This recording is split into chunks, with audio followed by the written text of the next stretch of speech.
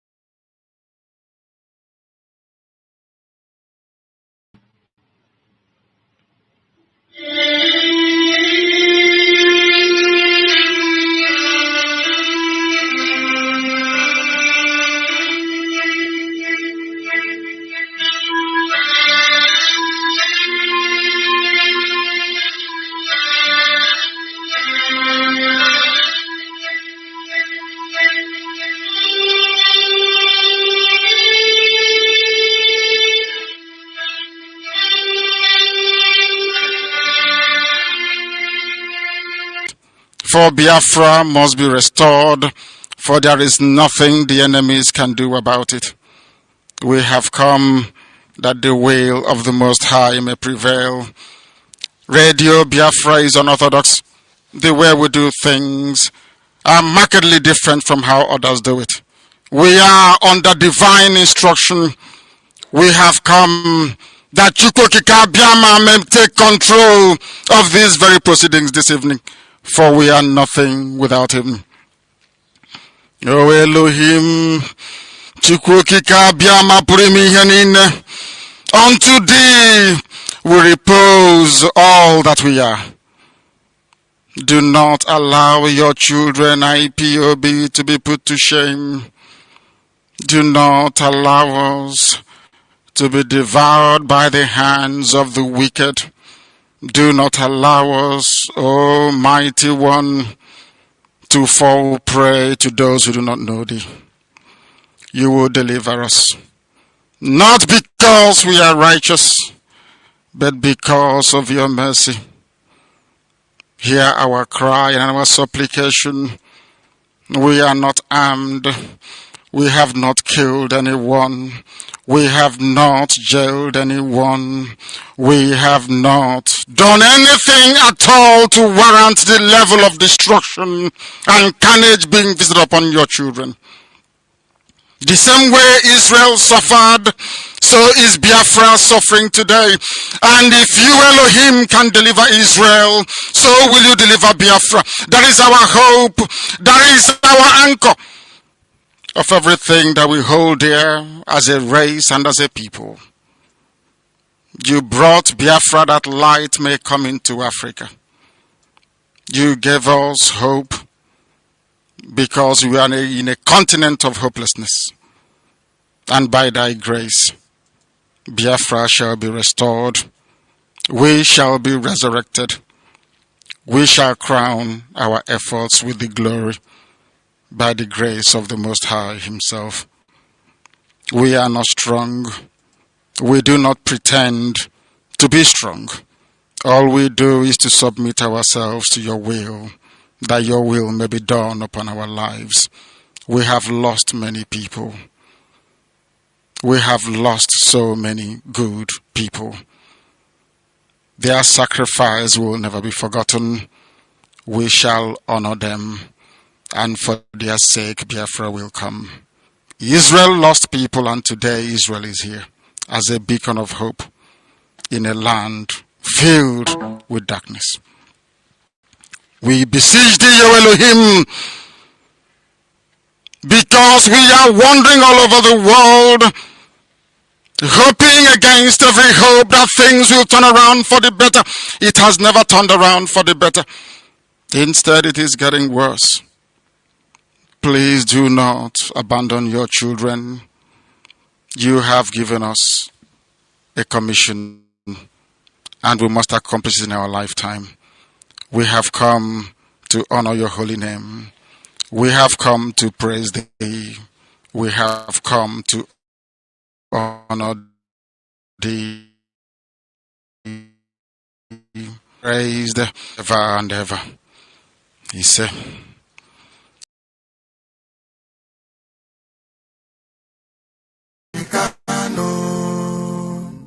Nande Kano, Odogundi Mozina Baloko.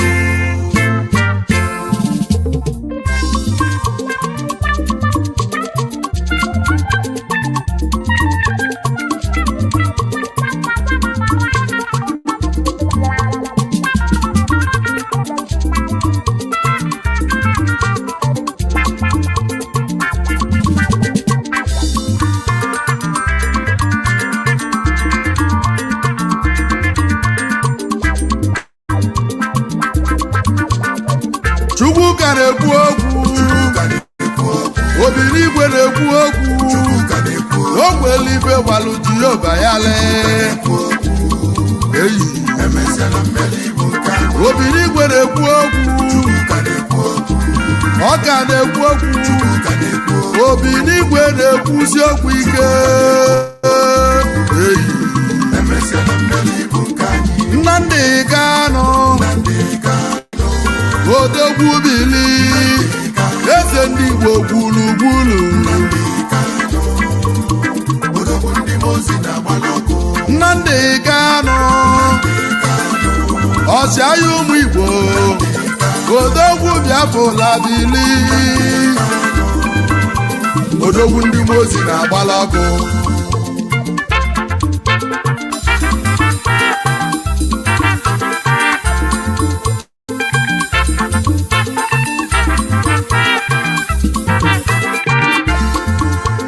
eziokwu n'enu wee sikanụ n'enu ụwa n'osi na chi ya dị mma mgbe mbụ ka sị na nwaeze enwela nwa mana tata na nwaeze enwegokwa nwa mgbe mbụ ka sị na Igbo enwela eze mana tata na anyị bụ Igbo anyị enweghị ezenu Nnamdi Nnọbụnya bụ eze ndị Igbo eziokwu n'enu ụwa ebuka eziokwu n'enu ụwa siri ikenu eziokwu n'enu ụwa esikanụ ọ bụ ịma na onye na-achọ onye aka ya dị ọcha na ọchụgide onye n'enu ụwa chụbịa n'ụwa ọmanụ o ji ife nwata woni aka enu aka lobeghị ilo n'oge wetu ya n'enu ụwa nụ ife Nnamdi na-ekwu n'enu ụwa nụ n'ọbụ ka ọ ga-esi dịrị n'ụmụ Igbo mmanụ titi eji wee nwee Naijiria na ndị Igbo n'enu ụwa na pachibelo Naijiria ife a na-eme anyị bụ get away come closer onye ọbụla n'enu ụwa na-atụ ala ili niile n'ụwa bọọlụ onye Igbo iche ọchịchị na bọọlụ nụ gwa m ife ga-eme n'ụwa ka emezie n'ụwa wee metụ ụwa mma n'ọkwa bụ ndị Igbo bụ nsogbu anyị nwelu na anyị bụ ndị Igbo na anyị na-agbazi onwe anyị mgba gwa m ife ga-eme metụ ụwa mmanụ gwazie m ife ga-eme wee metụ ụwa mma Nnamdi na o nwere okwu nchọla ịgwa anyị ichefugo na nwaeze adịghị efu na mbanụ n'ọkwanụ nwaeze ka ịbụnụ maka na ama m n'ọchịchị lụrụ ya ibe nna ya iwere pụ ọchịchị lụrụ ibe nna ya iwe pụta ka ịzọpụta ụmụ Igbo nụ ụmụ Igbo afọ na ị ga-azọpụta fa eziokwu na o nwere ife ga-eme gị n'ụwa ị ga-adị ka echi maka na ama m na echi n'ọdị agwụ agwụ ndụ gị ga-adị n'afịa naanị izu na anọ eke n'olie na afọ n'akwọ ka ndụ gị ga-adịnụ onye chụba gị na ọ ga-ada mmiri ọtụ nwa ọkụkọ nne n'ụwa ya nwada nwa ọkụkọ nne n'ụwa nwee ngwongwo nsọ Nnamdi na mmeli bụ nke anyị omemma melu gaba n'ilu ome njọ melu n'ụwa gaba n'ilu agbasi ọsọ n'ụwa na-aga agụlili maịlụ maka na emesịa n'ụwa malụ ndị bụ ndị aka Chukwu na ọ dị gị n'alụ Nwachukwu na mmesịa mmeli bụ nke anyị Nnamdi Kanu odogwu bili eze ndị Igbo gburugburu Chukwu ka na-ekwu okwu Obinigwe na-ekwu okwu okwele ife gbalụ Jehova ya lee Obinigwe na-ekwu okwu ọ ka na-ekwu okwu Obinigwe na-ekwusi okwu ike Nnamdi Kanu ọchịagha ụmụ Igbo odogwu Biafra bili odogwu ndị Mozi na-agbala ọkụ sumudu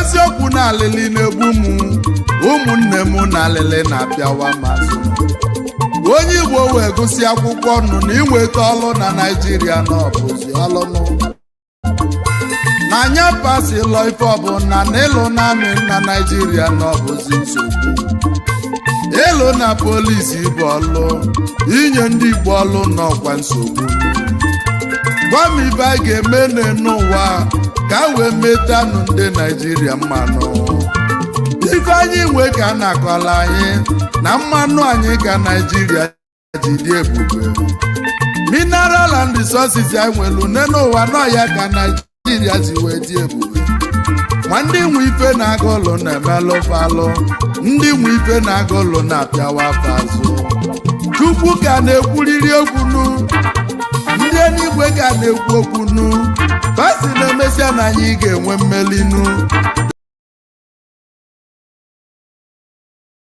Good morning, fellow comrades and lovers of freedom. Regardless where you're listening to the sound of my voice, it might be your afternoon, it might be your night. But this is morning here in United Kingdom. It's 17 minutes on top of the hour here in UK, North London to be precise, and this is Biafra Radio. Today is another day, and is a day that is significant in our lives.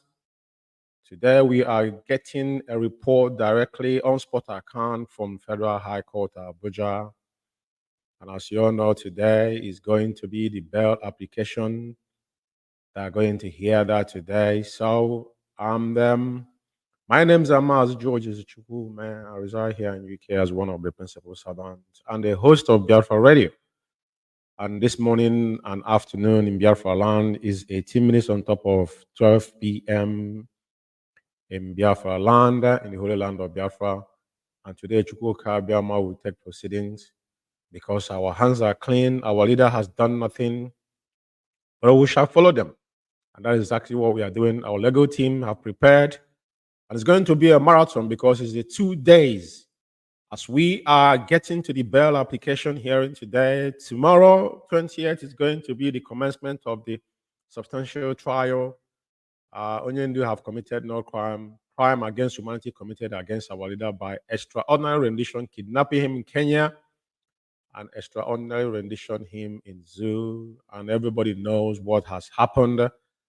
But today we are going to giving you the on-spot account on what is going on in Abuja itself, and I'm going to bring our man on the ground into the studio for him to start giving us what is happening.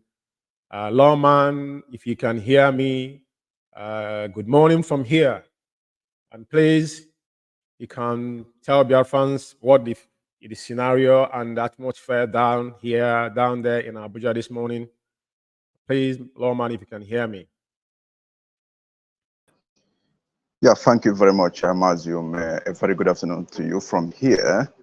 And the time now is 19 minutes past the hour of 12 in the Federal High Court, Abuja. So we are here today. The business of today is lifted for the final ruling of the bail application of the leader of indigenous people of Biafra, IPOB, Nnamdi Kanu. So today we are expectant, we are hopeful that we are going to go home with our leader, and the substantive trial, so to speak, would commence afterwards. During the last adjourned date, the defense counsel, courtesy of Barrister Loy Ejimako, had submitted applications with a lot of affidavits supporting same why our leader should be granted bail. So the application was entered, was also absorbed, and the prosecution responded as well. So today we are looking forward to hearing from the Justice Binta Nyako, who is presiding, or who has been presiding over this matter ab initio in the federal peripheries before the matter had gone to the Supreme Court. You know, there has been a relay, upshot of relays of trial from the Federal High Court to the Appeal Court to the Supreme Court, forth and back. And that's to tell you one thing, that there is, you know, it's just like proceeding in a vacuum, where there is no light, where there is no what have you, because nothing can exist therein. So that is why they are marking time. That is why it seems, you know, keeping themselves busy, moving forward, but at one place. Howbeit at the expense of leaders, you know, good health and everything, because he has been there since 2021, June 2021 up until this time, and nothing has been made of everything. The legal battles are defense team. The defense team has fought in Abia State, Umuahia, in the Federal High Court, in Appeal Court, and so on and so forth.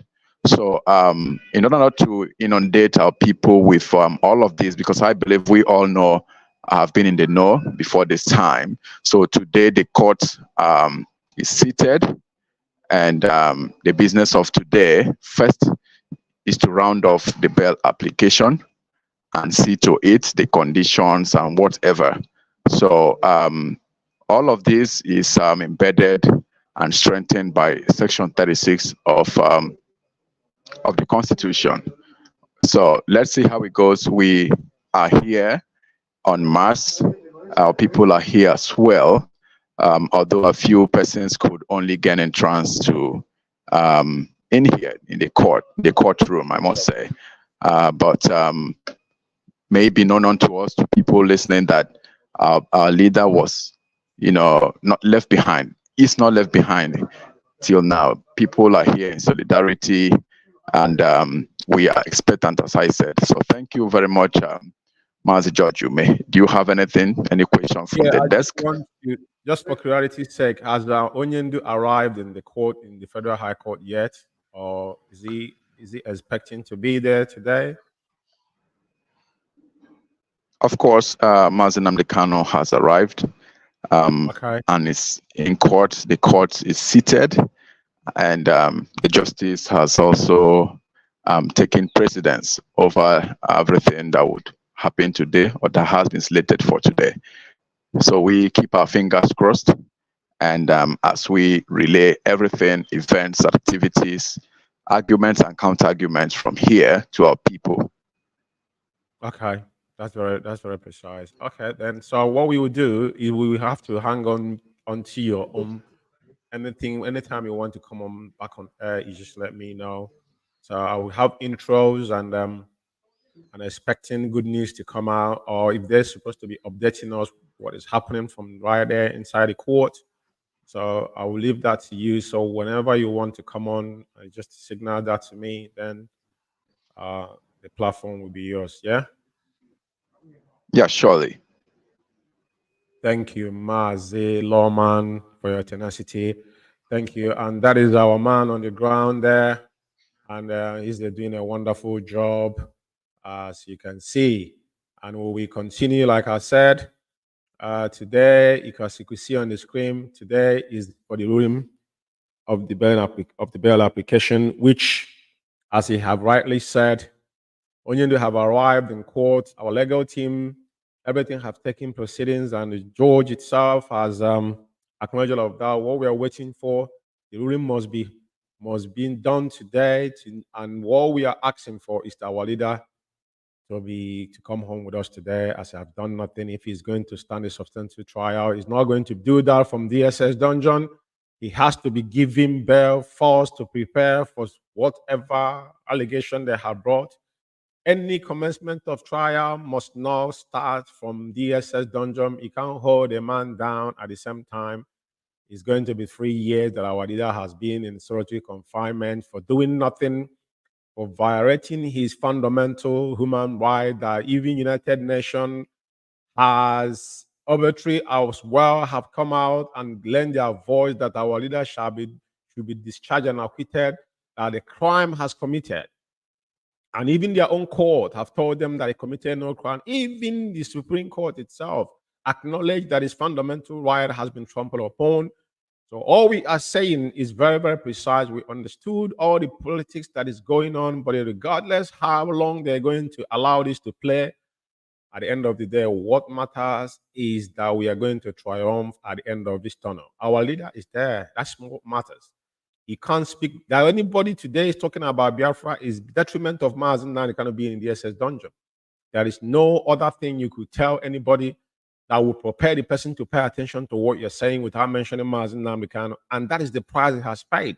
And we all must understand and acknowledge this fact that as we are driving home, one thing is certain, that at the end of this journey, Onyendu said it, one thing is certain, at the end of the journey, that Biafra shall be restored. As I'm going to be back on, I'm going to stay back on studio here.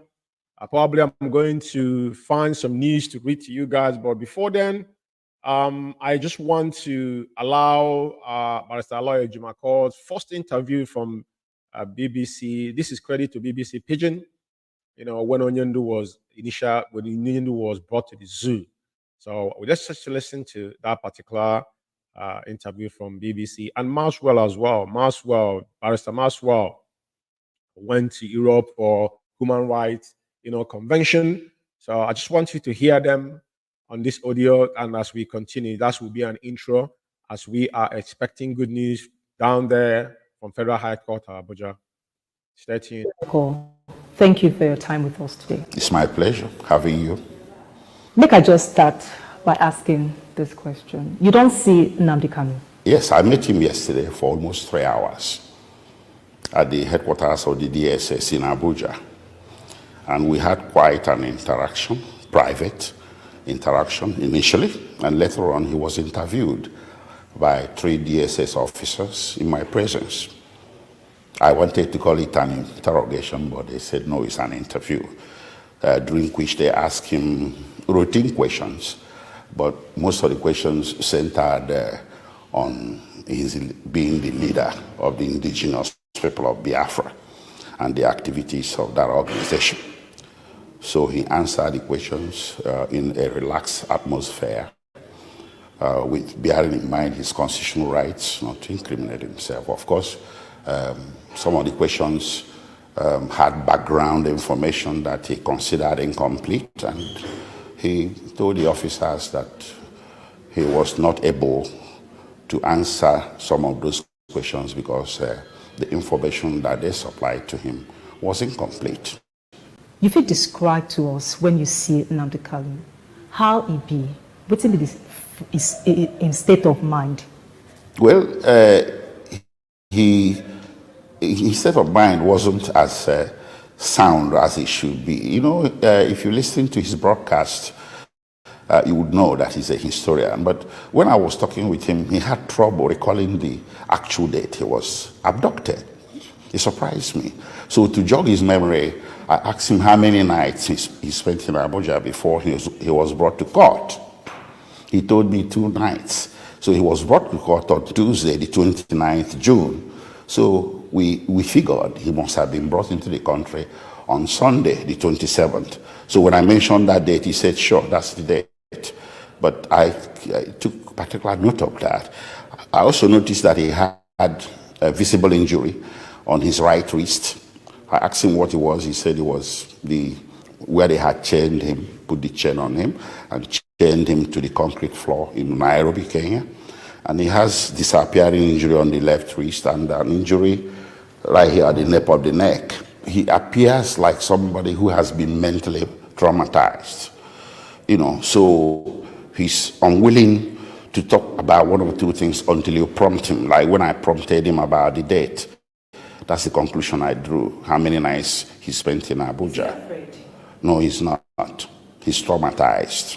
You could tell us more about what's happened, because you just mentioned Kenya, and Kenyan government don't come out to talk, say they no arrest Nnamdi Kanu for Kenya. So tell us more about this.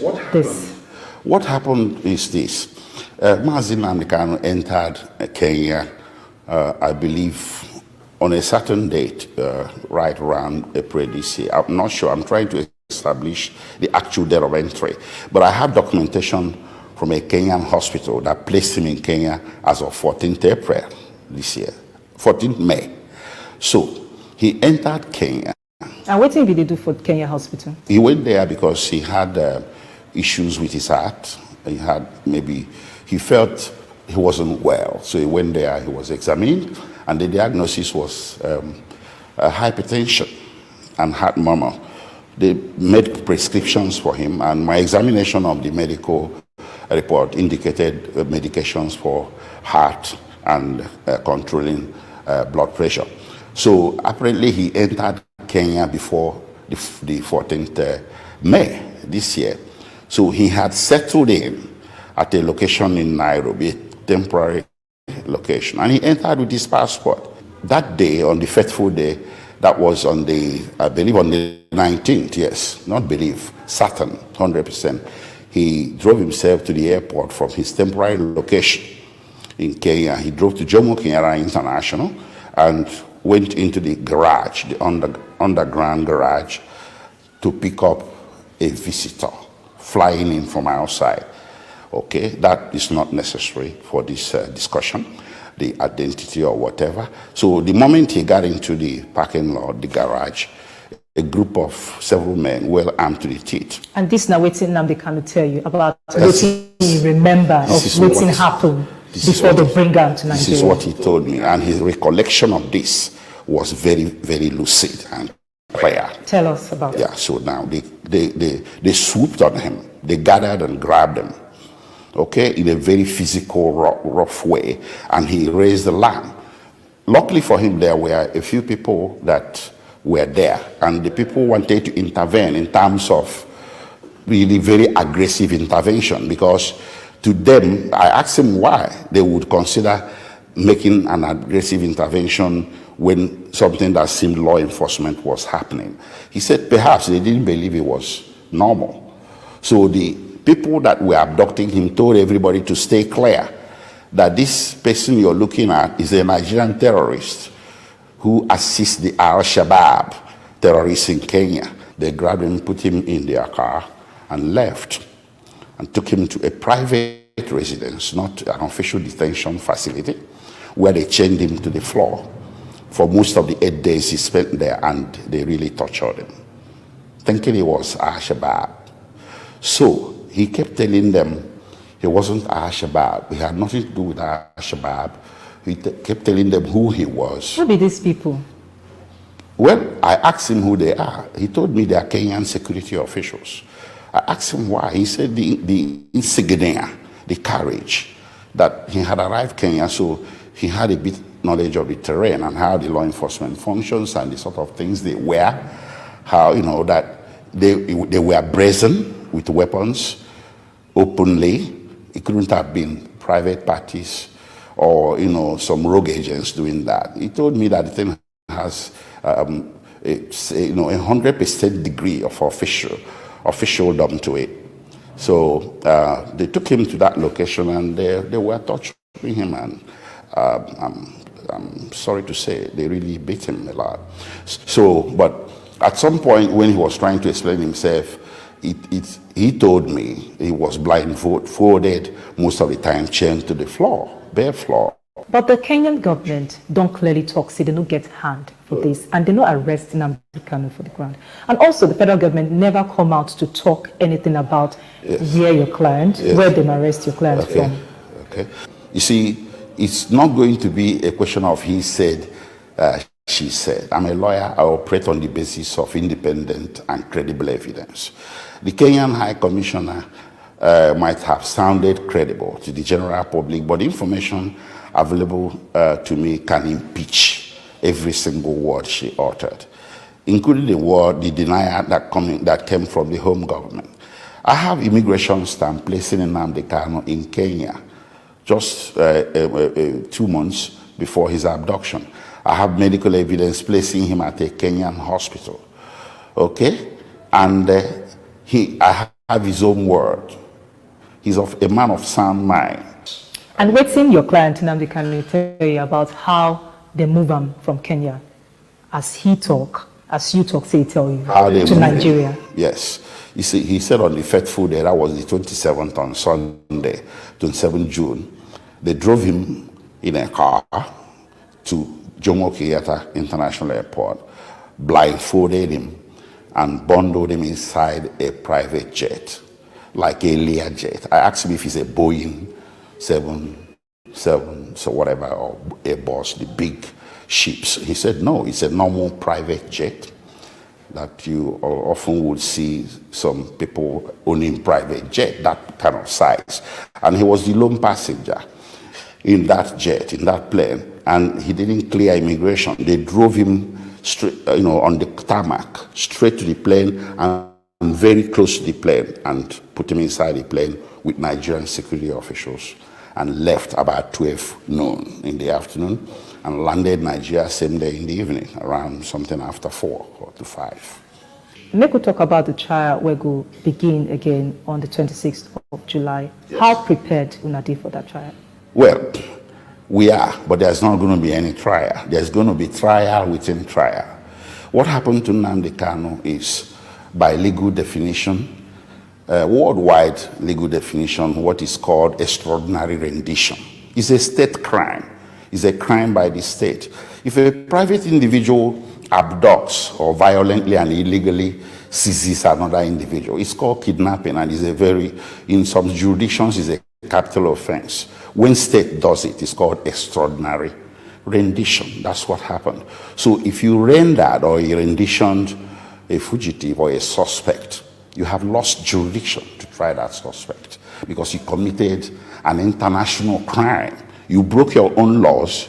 You broke the laws of the third state from which territory you renditioned that individual. And you broke the laws of the second state of nationality of that individual. That is what is playing out here, because we have three divergent but also compliant jurisdictions. The three jurisdictions here, Nigeria, Kenya, and UK, their laws prohibit extraordinary rendition.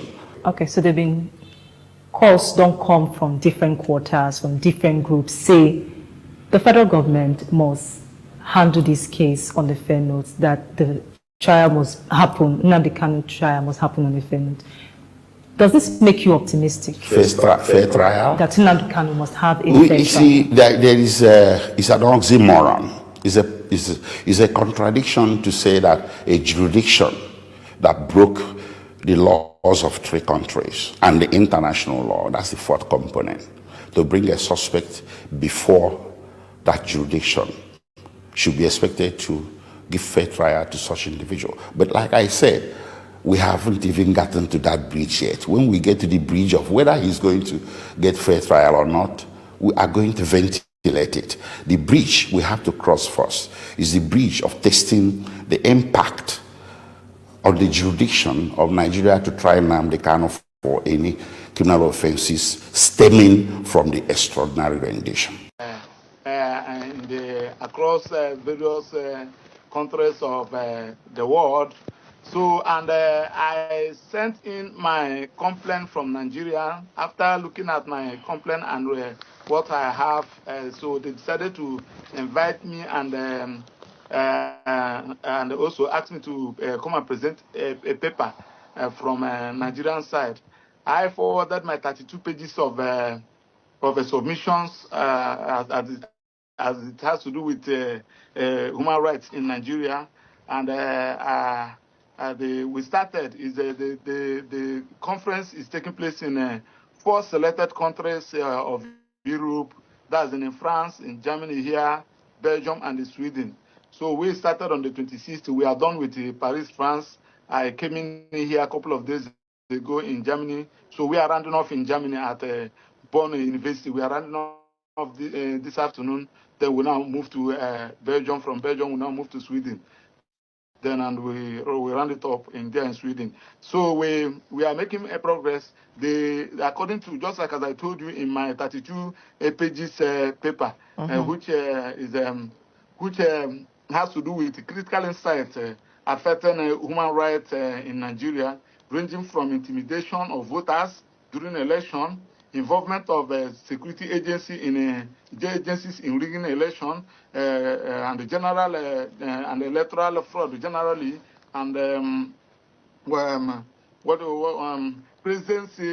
president appointment marginalizing other region and his appointments which contravenes various provisions of our laws, and among all the corruption and the looting of public funds by majority of our political leaders and politicians, and absence of rule of law, and the inability of the president to govern the country in line with the law. So these are the issues, and disobedience of court order, unlawful detention. Just like as I told you the other day, I have court orders, court judgment against the DSSS, asking them to release my clients. We served them all these orders since a couple of since last year up to now.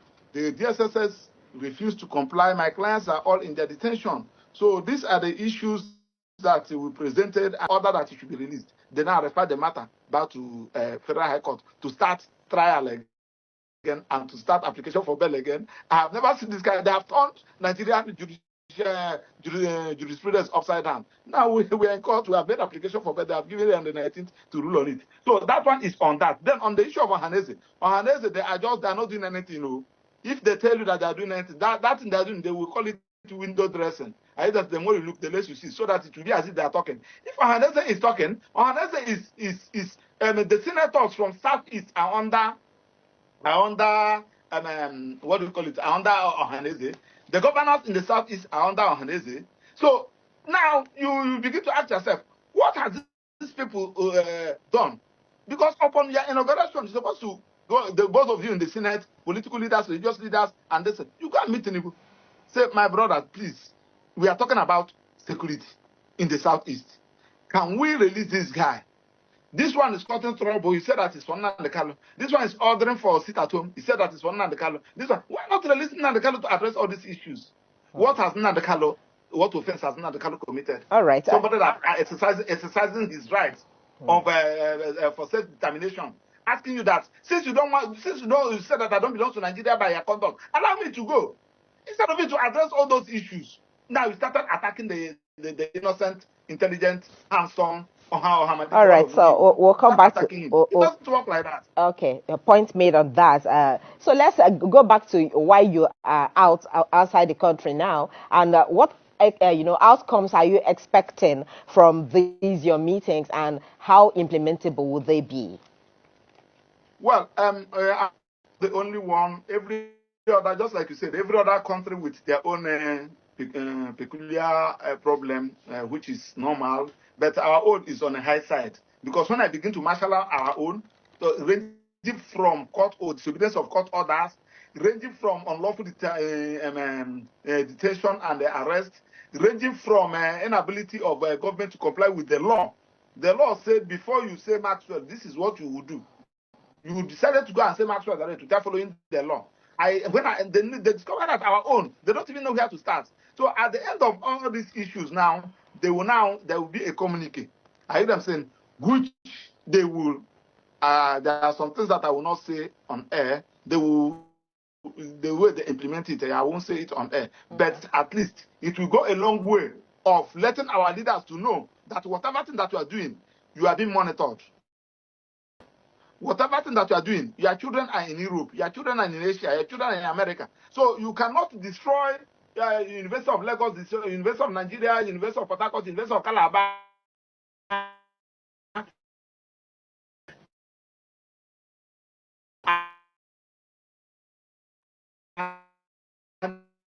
You are abused area now. You now send their own children here in Germany, there in America. Question. In fact, I was even surprised that Sunday when they begin to mention the leaders and where their children are, where their children are schooling. Is there here in Europe? You discover that these people are not laughing for Christ's sake. So the earlier they get it right, the better. So let them stop attacking.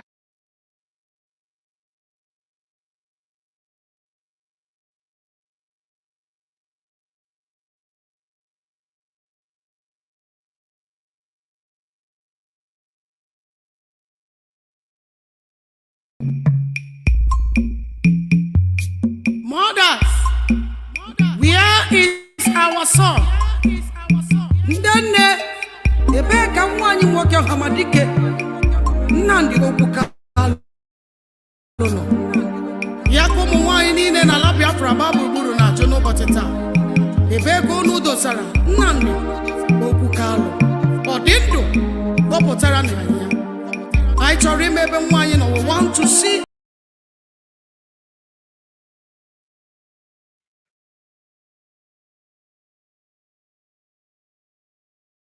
Yeah, this is still Biafra Radio. This is our leader. This is a short clip of our leader arriving in court today, greeting the clergies and the dignitaries that came to see him. It's a wonderful time to see him still looking strong, even though his internal illness we all understood. And our lead counsel, Aloy Ejimako, is there as well. We all understand. This is our leader. This is a short clip, and I know he's in the social media, but this is to attest that Onyendu, and he's still wearing the same Fendi. Keep on protesting, because this is what we are talking about: doggedness and tenacity. And all we are asking is to give us a day for referendum. Our leader has not committed any crime that are known to any man. But it's a good thing that today again is another bright day, that he is there hugging the people that came to show solidarity to him and entire Biafra, because it's not only facing trial or facing, all these tribulations is Biafrans. So all these pains that he's going through, he's not going through it because he chose to. He said it over time, that he was born for this. And I keep on saying it, that if Onyendu for any paraventure tonight said, as he's standing there, he only need to say, I'm tired. The Nigerian government will give him whatever he wants. And all of us will start murmuring. This goes on to all of us that are out there misbehaving and thinking that to restore Biafra is a wishful thinking. There's a process in everything. If it was like that, the whole world wouldn't be on a flame. Look at Ukraine.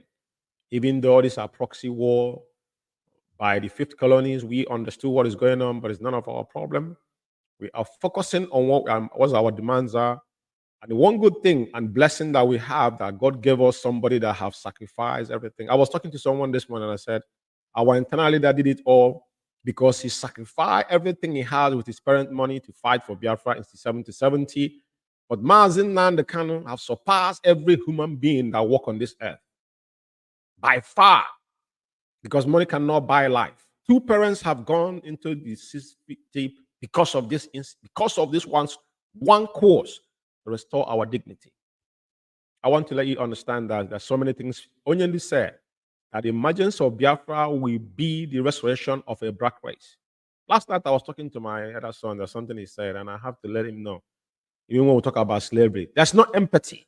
We have to take responsibility. Even if you go to the slavery days, we as a black people, have we accepted that we play a part on slavery?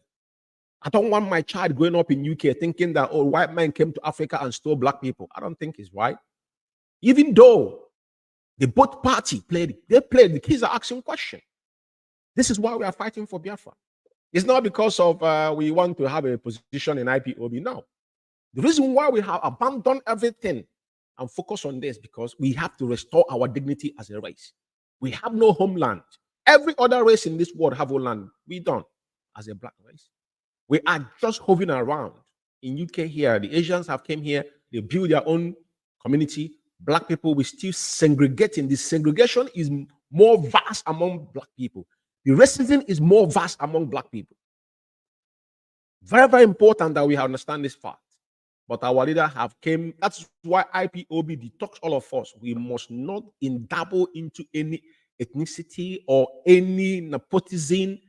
All these things, you have to be detoxed from it. We don't need all of this. We must focus on one thing, and that thing is to restore our dignity. And restoration of Biafra will bring the light, because it's a light. So as we are here waiting, and our man on the ground is still there. And anytime he indicates to come on the stage, we will give him the platform, because that is why we are here. I will say a little.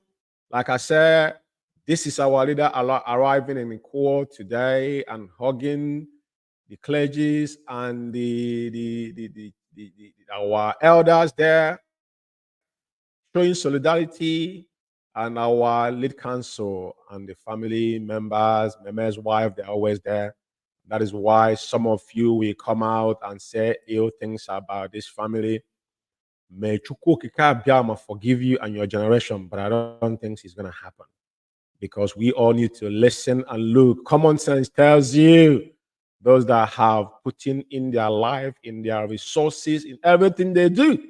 2015, every day, Meme is in the morning Abuja to Umuahia. And some of you would think if it was because of anything materialistic, they will allow their two parents to die because of what? Give me one reason why. Tell me why. Mazi Umeh has been suffering in DSS. His kids are here in UK. They They have not seen their dad for over getting to 3 years now. You woke up with your kids, take them to school, eat dinner with them, and they shout and they love Mazi Umeh, but the little stuff he say you must do, you wouldn't do it. You question his integrity. But none of you will take that bullet. What I'm saying here is very, very important that we all now start to think home. But don't some of you that doubted Onyendu, because Onyendu can cut a deal. As we are talking now in that court, is just trying to say, just to utter it out and everything is finished. Because we know the hardcore Biafrans understood who our leader was and who he still is. And nothing has changed from that perspective. And that's why we are doing what we are doing. We will abandon everything abandonable to make sure that Mazi Umeh can have the support he requires. It's not a multitude. He said it's 100 men and women with clean heart. And that's the era we are in. So my word to you and anyone, anywhere, I want to say, if you know what to do to restore Biafra, do it. And if you know what to do to make sure that Biafra does not come. So tomorrow you wouldn't say, oh, I shouldn't have, wouldn't have. No. That is why do your part and leave the rest to God to handle it, as he's there now, still sojourning on. Not showing any sign of deterred, not showing any sign of weakness, but he's focused on one thing only. Madiba spent 27 years in South Africa, in Northern Ireland, to get the part of his people, and that is where they are riding upon today. Malema today on EFF, they are sojourning on even from the Winnie. Those people today driven their force from that singular prize. That is why we must never speak ill about our internal leader, regardless of his flaws, because no man is perfect, because he cannot afford to sacrifice anything. Even some of you are counting peanuts and you have given an IPOB and questioning people, but forgetting those that have died in cause of this struggle. There's nothing can bring them back. It doesn't matter how much even if you put the whole world, one in the world, can't bring none of these individuals back. If you sit down and sober reflection, ask yourself a fundamental question: why did I join IPOB in the first place? Why did IPOB become the movement of the grassroots that never anywhere in the world? But some of you came through the back door to destroy something you cannot. To destroy is very simple. But to build is the most difficult thing on earth. But I'm indulging you to this morning and afternoon and morning, wherever you are. This is the time for sober reflection. When you look at our leader in court, this is the second time he's appearing. And for your information, we are going to be here tomorrow. The substantial trial, but only you have to first of all get his bail before we can now prepare for any trial if need be. That's why I played our lead counsel, a lawyer, Jim McCall's first interview with BBC Pidgin, where he analytically tell the world the position of this whole shenanigan that is going on now. We understand is political. Our leader is a political prisoner, but they're trying to subdue him for him to give in to what they want him to do. And some of you that is out here comfortably have compromised, but he's still there. As you can see him, look at him again. I'll show you when you do again. This is him arriving in court, still humble. To you to be a leader, it must be meek. And that is why our leader taught us in IPOB, regardless what you know. Onyendu say, I want the brains of the grassroots. Those that didn't even go to school. That's some of you question, oh, this person didn't go to school. Some of you that went to school, that read another man's ideology. What have you got to offer to us? Now we are looking. It's not shouting that makes any difference. It's what you can withstand. When the breeze can you stand it? And that is where we are at the moment. And may Chukwu Kabiama continue to bless our leader, to bless the family of Okukano Ugeze. That womb shall be blessed. Everything, this family remember the redemption of Brackways. I don't care what anybody says. This is my own perspective. It's my own opinion. And it has been proven. They are still there. As you can see in the courtroom, where are those people claiming my leader? Where are they? Who are there? That's the family members. And these people that are pure, that came to show solidarity. People oppose that Onyendu will not appear. You believe in the ruling they rule in the Supreme Court. And what is he going to give us? How is he going to get Mazi Umeh out? If you people are not the people that hold Onyendu through the back door. But let me say this to you, that Chukwu Kabiama is beyond every of your evil plot against Onyendo. Those that have which man not the kind of death, I think you can see Onyendo walking. He's still alive. Anyway, I'm gonna still go intro and still waiting for our man on the ground. I will play this particular audio again, and I will give the credit to the coalition. You know, these coalitions for release of Mazi Umeh. I have to play their video because I think, and a disclaimer to it, we don't own that video, but we need to play it regardless of our one people. This is for educational purposes. Very, very important. On behalf of Ambassador for Self-Determination, I'd like to welcome you to this gathering, which we're gathered today to support the freedom of Mazi Umeh. So let's watch this video. Putin killed Navalny because Navalny was the one opposition leader in Russia that Putin feared the most. So this is a really tragic day for me, and it should be a tragic day for anybody who cares about democracy. You know, remember, he went back to Russia. He didn't have to go back. He went back for his country because he was a patriot that believed that his country could be different. I put him in the same ranks as the Navalny of Mandela and Valenza and Havel, but with one tragic difference now. Navalny is dead. This particular clip, I was watching that, was a Friday morning when we got the news of Alexei Navalny's death. And obviously, the thing that came to mind, I didn't know much about Alexei, but this says it all, because he was under Vladimir Putin's thumb. First, I started to see the resemblance between his situation and Mazi Umeh's situation. Yes, I'm just going to be giving you updates as we get in the proceedings. You know, we are getting a direct update from the proceeding in the court. As it stands right now, the proceedings has begun at 12:21 p.m. on the zoo time. And the presiding Justice Binta Yako putting her papers together, gave Mazi Umeh and his lawyer, lead counsel Alej Mako and Co. a brief moment to have their time. So as we speak, it is ongoing, and as it goes, we'll be bringing it to you as the proceeding continues. Whatever is transpired there is what we'll be giving you. This is a very, very precise, on-spot account. So this is where we are at the moment. The proceedings that have just started on 12:21 p.m. there in the zoo time, Federal Territory, Abuja. So we'll bring it into you as we get these reports. As the head of state tried to poison this gentleman, and then he recovered from that. The Nigerian government tried to kill Mazi Umeh, and he survived and escaped. Navalny returned to Russia. He was immediately arrested and put in jail, solitary confinement. Mazi Umeh was minding his own business in Kenya when he was illegally abducted, renditioned to Nigeria, and put in jail, solitary confinement. Same situation. Anybody that cares about democracy, the first thing that comes to mind is not to let Mazi Umeh fate become what we just saw. And that's what got me excited.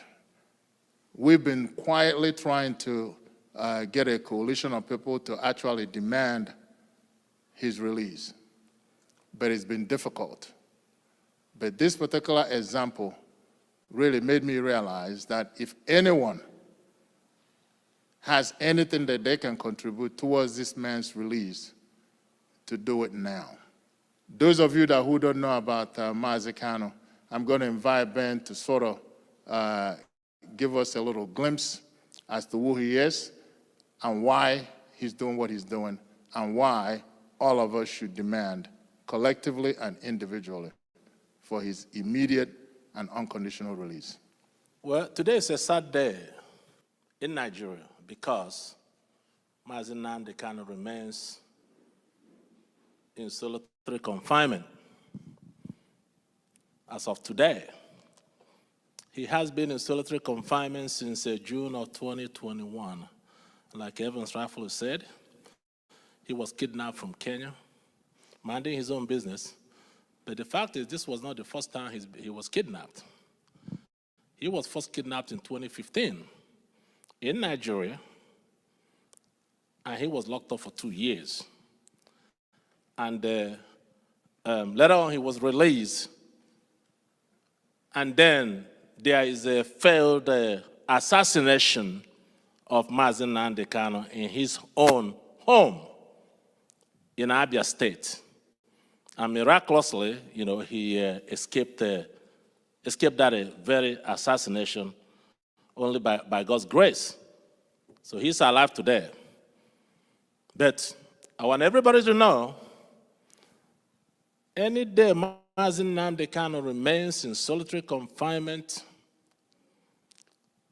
is another day of violation of his fundamental right as a human being, as a father, as a husband, and as a community leader.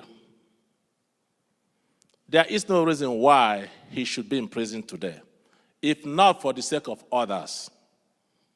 He wasn't fighting for his own, he wasn't fighting for his family, he wasn't fighting in the name of the Kano community, he was fighting for the interests of all.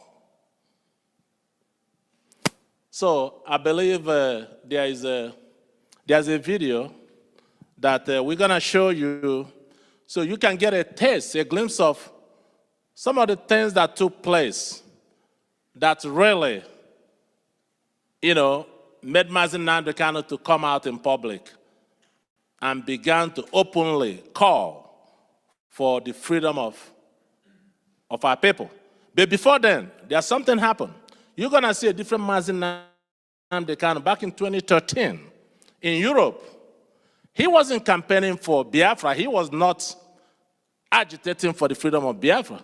He was actually agitating for Nigeria to get better, for the government to take note of the suffering of the masses and do something. Do something so that everybody will benefit, with no mention of Biafra, until Nigeria failed him, and it was crystal clear that this country is not going anywhere. They're not going to listen. They don't care about their people. Well, if you don't care about Nigerian citizens, I'm going to care about my people. That's when he began to talk about Biafra, to talk about separating from Nigeria, so that every region can develop, at their own pace. So you can make policy and rules that will benefit your people because you know your people. Because there's nothing that holding Nigeria together. It's 3 nations put together to be 1 nation, and nothing worked. Nothing ever worked, nothing is working, and it will never work. So I want to show that video while he was in London talking about the situation in Nigeria. The reason why we're here today is to protest the killing of innocent women and children. Those of us in the UK are determined to work with the government for peace. We are determined to work with the international community for peace. But one thing we cannot stomach is a repeat of 1966. What is happening today in Nigeria was the reason why Nigeria fought a bitter civil war for 3 years between 1967 and 1970. If this continues, there will be another civil war in Nigeria. And this time around, no place will be safe in Nigeria. This time around, nobody will be safe in Nigeria. So it is imperative that everybody who has the interest of the country at heart acts now and immediately to stop this nonsense from continuing. The Nigerian government has its own way of dealing with peaceful gatherings it doesn't like. The day began with a gathering of people come to pray for the release from prison of one of their leaders.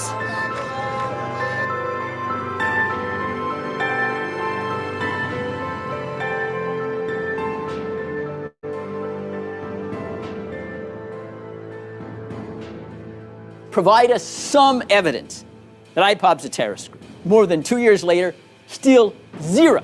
You can't make free speech and freedom of association terrorism.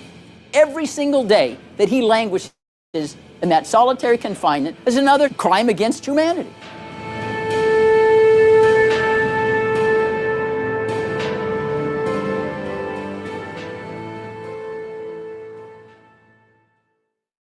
The protest that you saw, where you saw the army shooting people, innocent, unarmed citizens, that took place in 2016.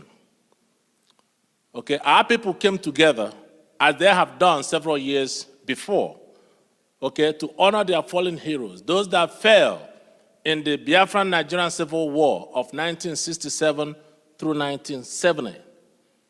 So they gathered, this is a high school. They were not on the street protesting. No. They were not in front of the House of Assembly with placard protesting. No. They were not marching or causing insurrection anywhere. No. They were in a particular place. You have to go through a gate to come into the school premises. That's where they gathered. And that's where the combined forces of Nigerian Army, Air Force, Navy, DSS came in there, took a combat position on the ground, and opened a live ammunition. And at the end of the day, they murdered over 150 young men and women. 150 young men and women. And this was reported by Amnesty International. It was all over the globe. And to make matters worse, they took their body and dumped them in a mass grave where they poured acid on these children so they become irrecognizable. So how could somebody tell me or convince anybody that this is a viable nation that would work for everyone? These are the atrocities that led to the debut of the person of Mazi Umeh that you hear today. And this young man requested for things to get better, build schools, build roads and bridges, build hospitals, so that our women will have a place they can go and receive a proper medical attention. Build recreational centers, build factories. So as young men and women are graduating from school, they have a place where they can be gainfully employed.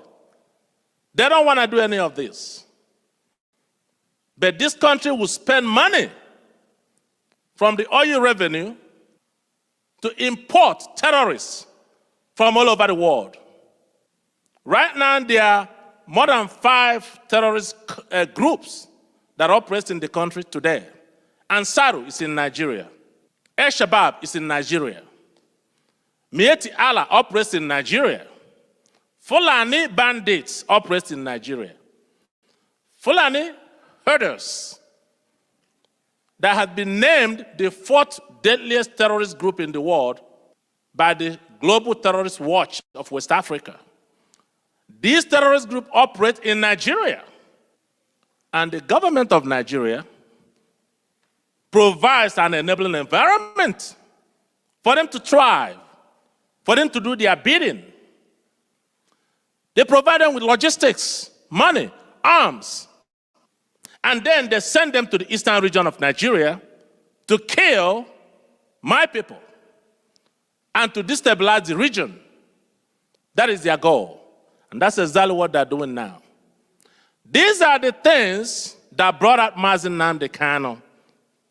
If the country was working, you may not know who Mazi Umeh is.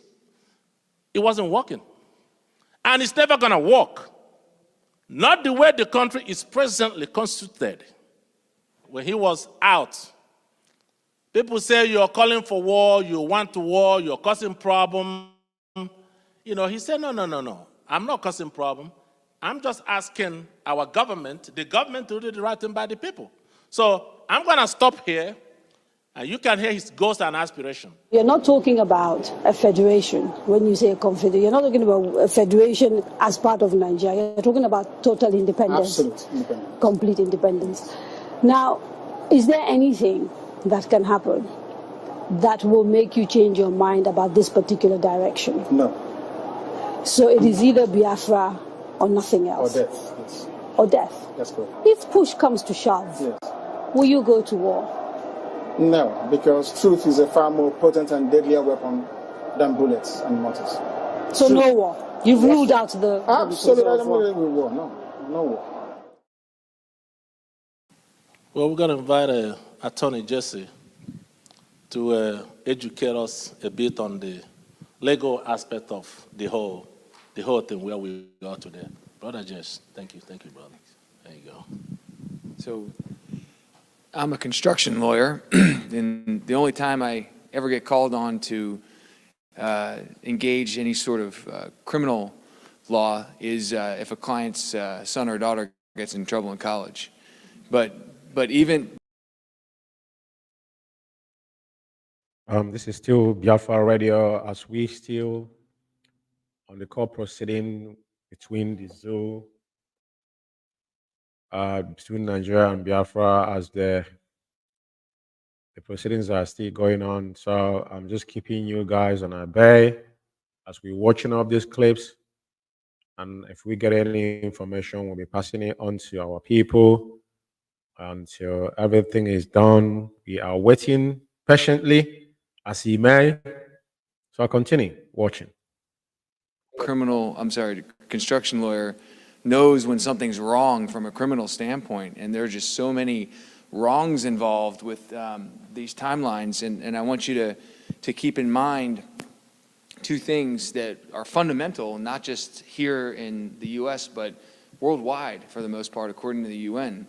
One is the right to confer with your counsel, or to at least have contact on a consistent basis with your counsel, even if you're in jail, to have that right and have that privilege. Otherwise, how do you prepare a defense? The second is the concept of a right to a speedy trial, meaning you're not to sit and languish, let alone in solitary confinement, when you are awaiting trial or awaiting the process to deliver whether or not you are guilty or innocent. So that's what sticks out most to me when I look at this timeline, and it's truly remarkable. But going back to October 2015, when Mr. Kanu was arrested and detained for over a year, you don't see anything about a trial or a finding of guilty there, right? You just see that he was detained for a year with no outcome.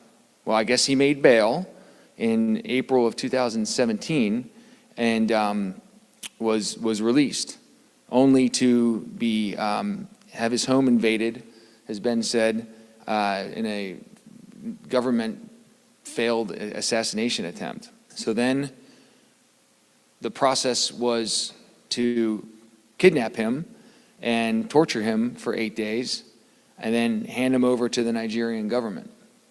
So here we are, some sort of accusations starting in October of 15, and then we're in June of 2021, 6 years later, without any finding of innocence or guilt, and this is still ongoing.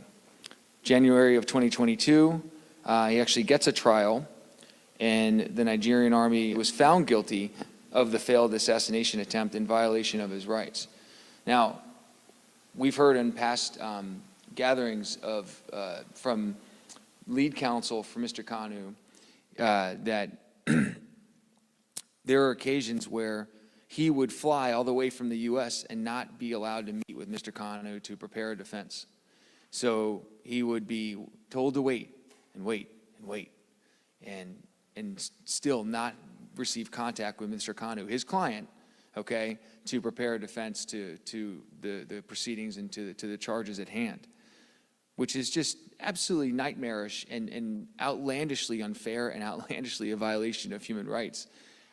We start preparing civil cases in the construction world that have just money on the line years in advance. Yet here's Mr. Kanu rotting in a cell, not allowed contact with his counsel to prepare for charges that could lead to any number of findings, including, I'm sure, ultimate confinement. July of 2022, the United Nations issues a unanimous decision calling for the immediate and unconditional release of Mr. Kanu. Was that honored? Absolutely not. He remained in solitary confinement. And then in October of 2022, that finding is upheld by the Federal Appeals Court in Abuja, Nigeria, and Mr. Kanu was acquitted of all charges. And that appeals court demanded his immediate release from the detention. It gets to the Nigerian Supreme Court. Now we're a year later. And if you've ever been in litigation in a civil context, your cases always get put behind the criminal cases because of the right to a speedy trial.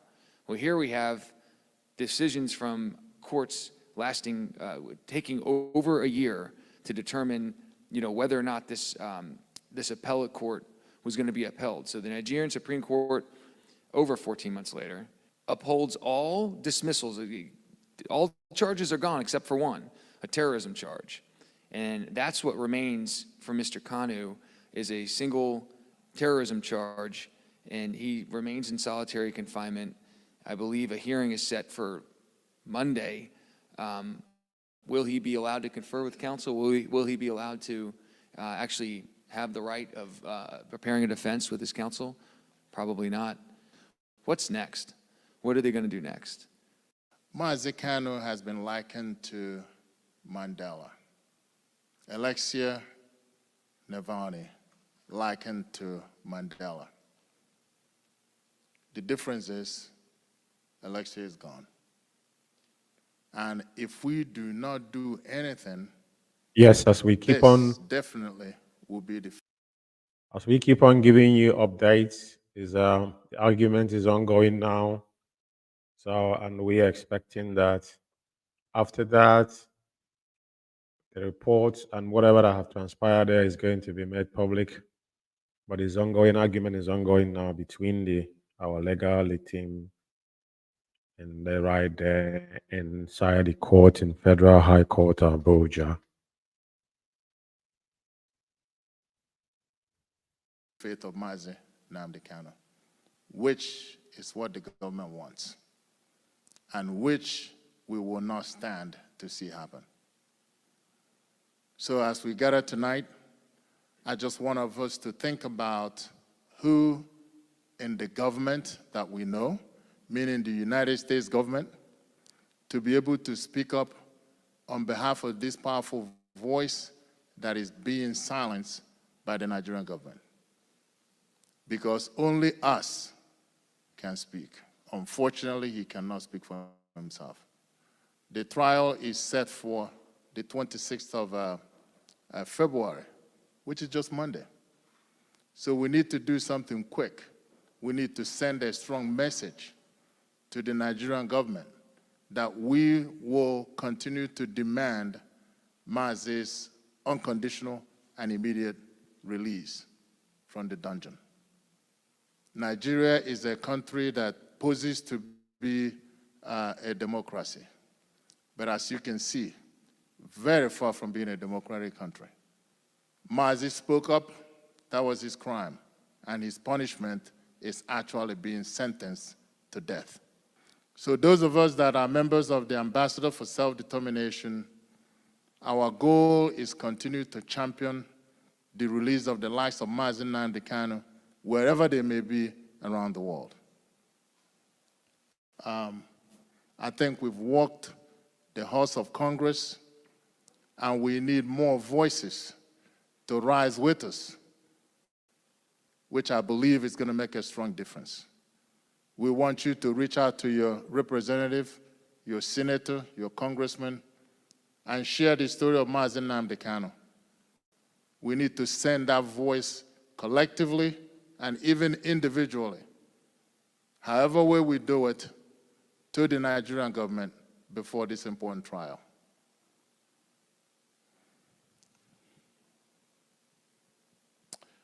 I think at this point, Ben, if you don't have anything else, I think we'll just open it up for Q&A. If you have any questions, you can fire away and we can basically try to answer those questions for you.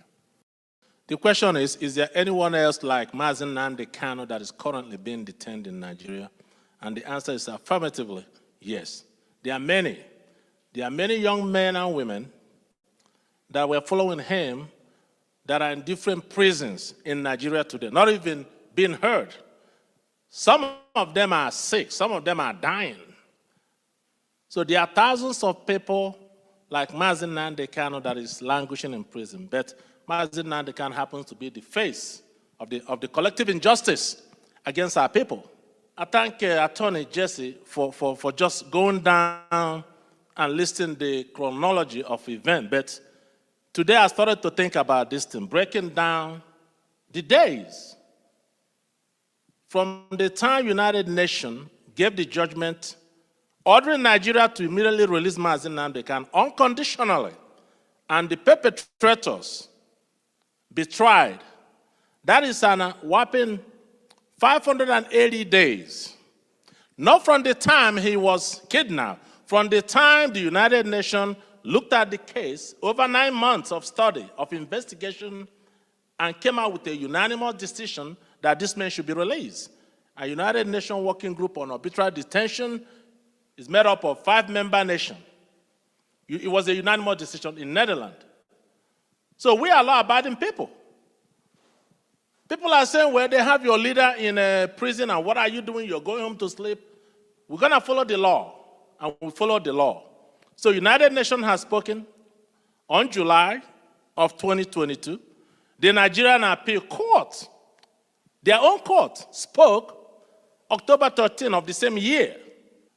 As a matter of fact, their judgment went further to say that this man cannot and should not be tried in any court in Nigeria. Why? Because he was kidnapped. You can't go around the whole world kidnapping your dissidents and dragging them back to Nigeria and putting them in prison. The rule of law does not work that way. Even the Nigerian Constitution forbids such acts. But you're dealing with people that have total disregard for their own law because they have the gun and bullet. And they have a way of instituting enforced disappearance of any opposition. Abia State High Court looked at this case in January of 22, like Jesse said, and as a matter of fact, demanded that Nigeria would send Mazi Umeh back to Britain because he was traveling with a British passport in his pocket as a British citizen, and ordered the government to pay him the sum of 25 billion naira for violating his fundamental human right, and apologize to him, where they haven't done anything. Nothing. They have not apologized. They are not releasing him, even when the appeal court said that they should do so. So how do you describe Nigeria? How do you stand up to say that you're proud to be a citizen of this country? I'm not. And Evans and I and several other people were walking the halls of Congress, both houses, the House of Senate and the House of Rep, educating the lawmakers in this country till every one of them are fully aware of the injustice that is happening to our people. Whether they do so collectively or individually, it doesn't matter. We are going to continue the effort until Mazi Umeh is released. You cannot go to Sambisa Forest and fish out every criminal, Fulani criminal, from the forest and then put them in some camp. And after 3 weeks, they usher them out and give them a white shirt and present them to the country as repentant terrorists. Have you ever heard of such thing? They say they've repented. They put them in the army, gave them AK-47, gave them a uniform, and sent them to the eastern region of Nigeria to kill the Biafran people. And these are the things that every human being should be alarmed. That's why we're appealing to you. Those that are here, your friends, your associates, whomever you know that is in the government, this injustice must go far and wide until justice is done. And we are not going to relent. We are going back to the Capitol Hill. We've been there. We're going to continue to go there until Somebody stands up to tell Nigeria that enough is enough. Are there any Nigerian congressmen? Natives? No. Okay. And so is there a way? Yeah, welcome back, Lawman. Please, can you take the stage, please?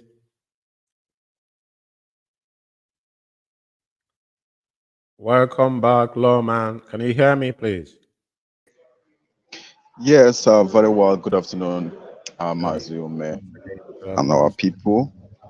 A lot of things are ongoing in the courtroom, arguments and counter-arguments. And apparently, the presiding justice, Bintanyako, is not giving listening ear to the bail application in total. And they are shying away from it, apparently, from what they are rolling out, from what she is, saying here. But the defense team, courtesy of Aloy Jimako Esquire, is questioning for the defendant, Mazi Nnamdi Kanu, to be released from DSS custody. And the point of affidavit is that the rooms are bugged. Mazi Nnamdi Kanu has no privacy. Even when the visiting periods comes up, visiting days comes up, and the defense team wants to, pay a sort of visit to Mazi Nnamdi Kanu, it appears that the visiting rooms are bugged. What I mean by that, cameras and CCTV, everything is just tantamount to being in chains. And it's just like a replica of what we have. Is akin to, setting up a dog, and the dog would be going around but still in chains. Makes no sense, which is one of the affidavits in that application, that the defendant, Mazi Nnamdi Kanu, should be freed from the DSS custody and granted bail, or even, to be exited from the walls, out of the walls of the DSS, which has been a sort of, high class underground. So that's what is going on in court. The polity is heated, the atmosphere is heated, and let's see how it goes. Two things are involved and one must happen. And we are hopeful that the one that would happen would transpire in our favor. So that is the situation report now, that Onyendu should be released from the DSS custody, which has not been allowing them time to talk about private matters, which has not been allowing them time to discuss or to having a pre-trial conference. So that is the situation report, and the justice, the presiding justice, has yet to, give a final say on that. So let's keep our fingers crossed to knowing what would become of this very case.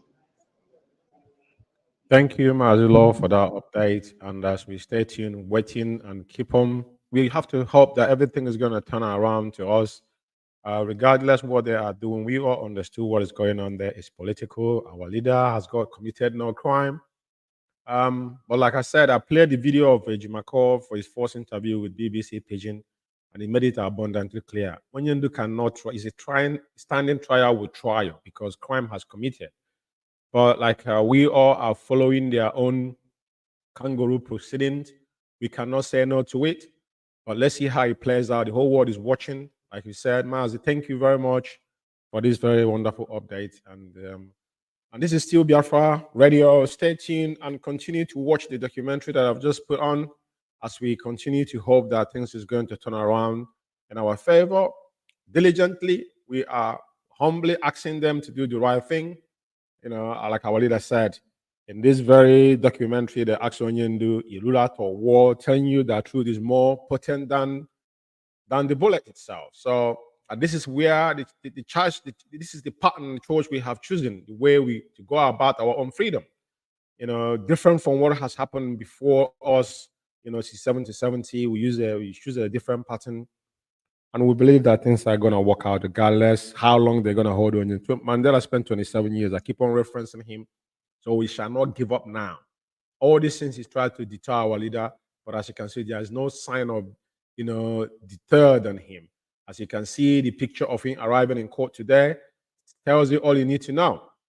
And like I said, thank you, Mazi Law, for giving us this wonderful report. And as we go forward and continue to listen to the documentary, thank you and stay tuned.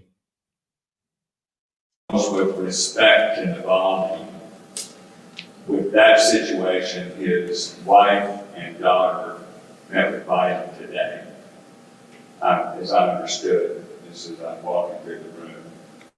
So sometimes politicians want to find a worthy cause to identify with that, I just hate to say it, makes them look good. So somebody, if they can take a pill and understand what y'all have just presented, should be upset, disturbed. So you need someone, at least advocate, with serious authority and a following that would pay attention. I don't know who that would be, but it's just a thought. Yeah, that's a good thought, and we are certainly working on that, and we have somebody that is getting close to being able to do that. And perhaps what happened may be the thing that pushes him over. Exactly. Yeah, absolutely.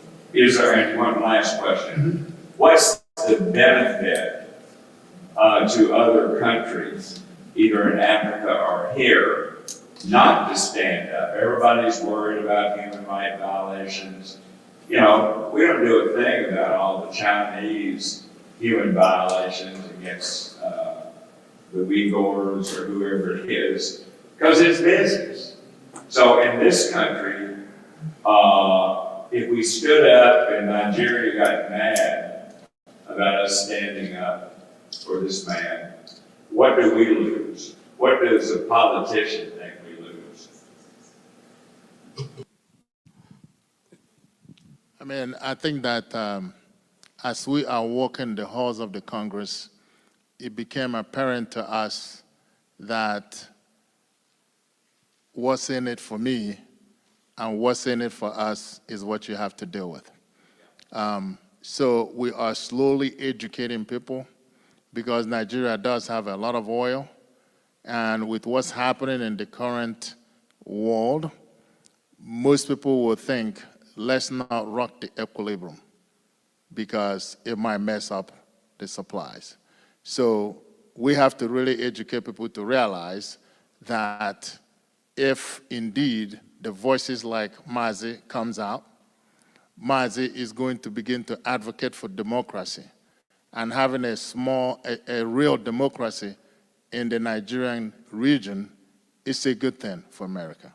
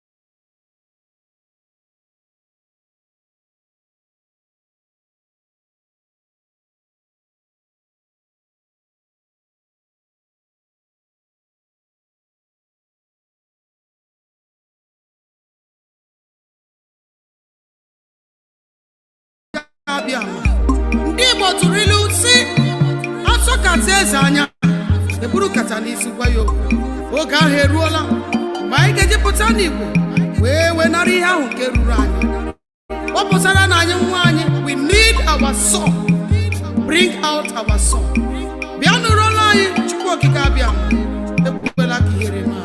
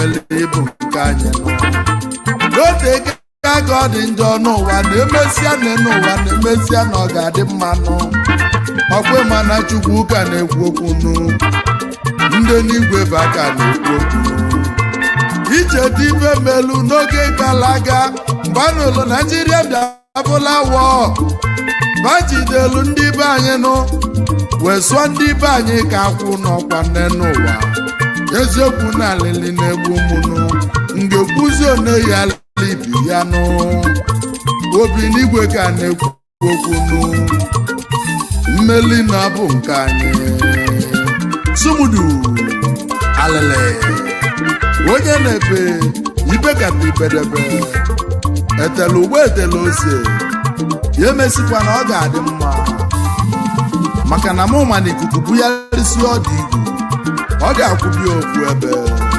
sumudu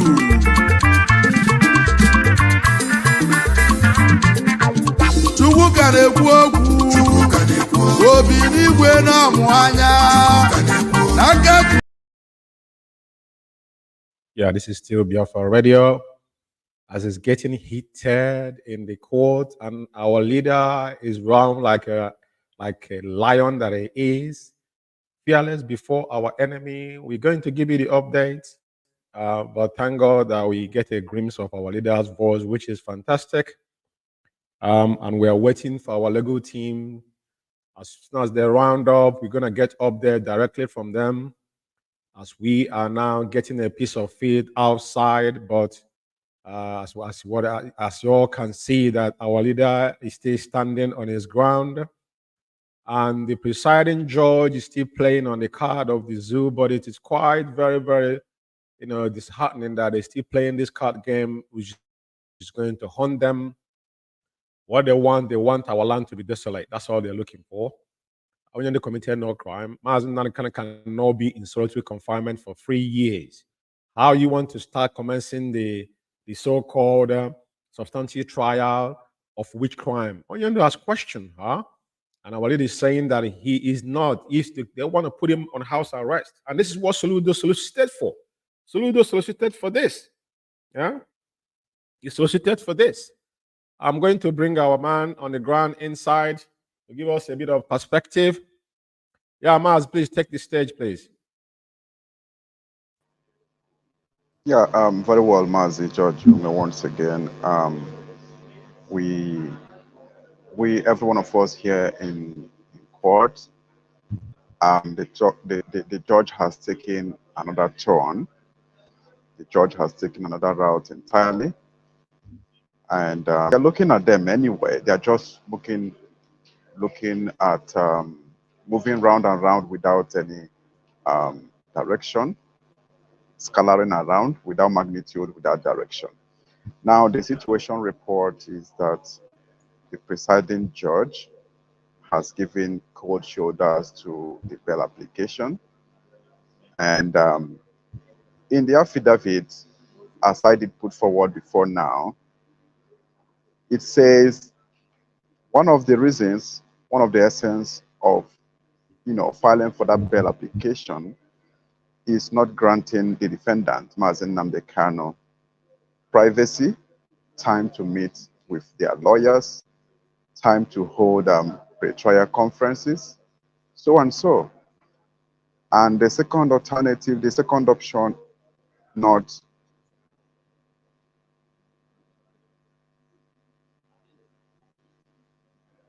to be transferred to, a place aside the DSS custody, which the alternative includes the Kuje prison. But the judge retorted that she would not do that. And Mazi Umeh himself growled. You know how he does speak, that he would not have himself back to that very place, back to the four walls of DSS. Instead, he would prefer, being under house arrest somewhere in Gogolada or somewhere in Kubwa. Even if they would want him not to step an inch in one quarters like that, or in any apartment they would provide, he would, adhere to that other than going back to the DSS custody. Now, rationally, it has a perspection. It means one thing, that the DSS headquarters is a place of trauma. You can imagine where you are seemingly not in chains, but you are bound by, what is beyond the physical chains. Mazi Umeh laid an outcry that he would prefer not to, going back to the very quarters he came from or he has been since 3+ years, So the prosecution, on the other hand, has given their stance. Although I see not readiness, I'm not seeing any readiness to commence trial. Tomorrow is a substantive trial commencement. Let's see how it goes. Mazi Umeh is calm, and in spite of his deteriorating health status, he is calm and he is determined. And I also want to put this notice to the whole world that never, never, never has there been a time Mazi Umeh absconded from this very trial. The records are there. Mazi Umeh has been the one pursuing the case in the stand of defending the case. There are two different things when one is the plaintiff or when one is the prosecution. They are the ones that should be dragging the case, that should be, concerned about pursuing the case. The defendant's, concern is just to appear and defend, as the name implies. But Mazi Umeh is the one, making readiness to be present in the matter. Some time ago, he affirmed that he wouldn't mind appearing in Abuja with 2 million supporters, despite everything, happening. So what am I trying to say? They are rounding off now to give up a conclusion, to give up a ruling in that regard. So let me just rescind. Let me hibernate for some time. I will come back again to giving us the conclusion for today, and also await the media conference courtesy of our lawyers. Thank you very much, Mazi Umeh, for now.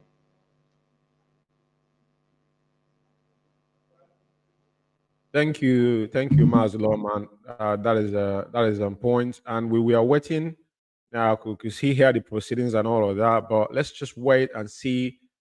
Just see news flying around that Onion has been denied bail. I just saw that. I think Punch or whatnot. I don't know where they're getting that from. Yeah, but that's it. That's it. He was giving cold shoulders to the belt. That's the point.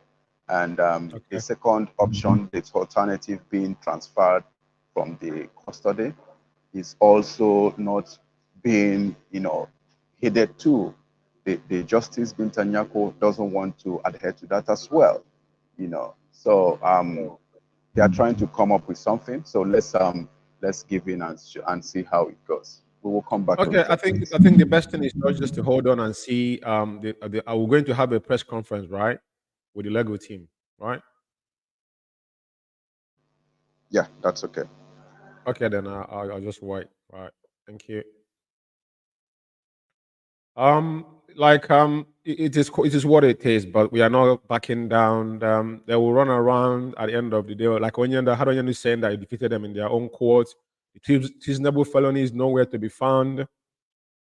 So all the concocted charges, the fact is, man, that Mazi Umeh cannot face charges, we know. Because the same judge presiding this case knew what happened on the 14th of September 2017 on the same court when he granted Onyendu bail. Now, Stringent Bail, Onyendu was enjoying his bail, and he was about to come to Abuja, which he told Dead Buhari that is coming with 200 men. What happened next? They rolled their armories to Afariku Ibek and murdered 38 men, including Jack. This is a historically, event that Onyendu, they want to kill Mazi Umeh, and he survived that assassin. Now, Binta Yaku, they hold her under. Buhari is dead now. Buhari government is gone, but I don't know what she's still scared of about issues concerning her husband, the corruption. But the fact remains, she has not even have any stand to try Mazi Umeh because, first of all, like Ejimako said from the beginning, I think I'm going to put that bit up again. and waiting for them to come, because it's very, very important that this video will reverse you to where we are today. They have got no case against Onyendu. And that's bringing me that I'm going to play this video again as we're waiting for their press conference. It's very, very important that Biafrans pay close attention. I know some of you have, partially watching the proceeding, which we had Onyendu's voice, which is very, and we adore those that are doing this marvelous work. As you know how the zoo is, we're getting information. No media is allowed in there. But we are giving information, but we managed to be able to disseminate it through the other way around. But we are going to have a press conference from those that on the ground and some of our legal teams that is there. But regardless what has happened today, doesn't deter anybody. And the most important thing is that Mazi Umeh is still standing strong, questioning the legality of them keeping him in the SS dungeon. Because when he commencing the substantial trials without him having his fundamental rights, a state of mind, you can't try someone who is being under duress. It doesn't happen anywhere. Even those that are on death rows, they make their life comfortable because they know they're going to die. They have to allow them to have their wishes before to the last day of their life. That is how it works in the real world. But this is the playing on the gallery, and it is very, very important because the Nigerian government that are now Jagaban inherited from Buhari's same APC government, they're playing the same card, and the world is watching. And we continue. We are not backing down on this. As long as Mazi Umeh can remain as he is now, today is going to, because that particular voice, we're going to replay it, where Onyendu's voice was very clear. But some of them said Onyendu was this, was that. It is same Mazi Umeh can never change. It is never changed, because if it changed, it won't be there. And everybody can see, because all they're trying to break him is not going to happen. Let me play Ejimako's interview again from BBC. As we were waiting for them. And is there anything from the man on the ground, then I will bring him in. Very, very important. Thank you for your time with us today. It's my pleasure having you. Make I just start by asking this question. You don't see Nnamdi Kanu? Yes, I met him yesterday for almost 3 hours at the headquarters of the DSS in Abuja. And we had quite an interaction, private interaction initially, and later on he was interviewed by 3 DSS officers in my presence. I wanted to call it an interrogation, but they said no, it's an interview, during which they asked him routine questions, but most of the questions centered on his being the leader of the indigenous people of Biafra and the activities of that organization. So he answered the questions in a relaxed atmosphere, with bearing in mind his constitutional rights not to incriminate himself. Of course, some of the questions had background information that he considered incomplete, and he told the officers that he was not able to answer some of those questions because the information that they supplied to him was incomplete. If you describe to us when you see Nnamdi Kanu, how he be, what's in his in state of mind? Well, his state of mind wasn't as sound as it should be. If you listen to his broadcast, you would know that he's a historian. But when I was talking with him, he had trouble recalling the actual date he was abducted. It surprised me. So to jog his memory, I asked him how many nights he spent in Abuja before he was brought to court. He told me 2 nights. So he was brought to court on Tuesday, the 29th June. So we figured he must have been brought into the country on Sunday, the 27th. So when I mentioned that date, he said, sure, that's the date. But I took particular note of that. I also noticed that he had a visible injury on his right wrist. I asked him what it was, where they had chained him, put the chain on him, and chained him to the concrete floor in Nairobi, Kenya. And he has disappearing injury on the left wrist and an injury right here at the nape of the neck. He appears like somebody who has been mentally traumatized. So he's unwilling to talk about one or two things until you prompt him. Like when I prompted him about the date, that's the conclusion I drew. How many nights he spent in Abuja. Is he afraid? No, he's not. He's traumatized. If you tell us more about what's happened, because you talk about, you just mentioned Kenya, and Kenyan government don't come out to talk, say, they no arrest in Kanu for Kenya. So tell us more about this. What happened is this.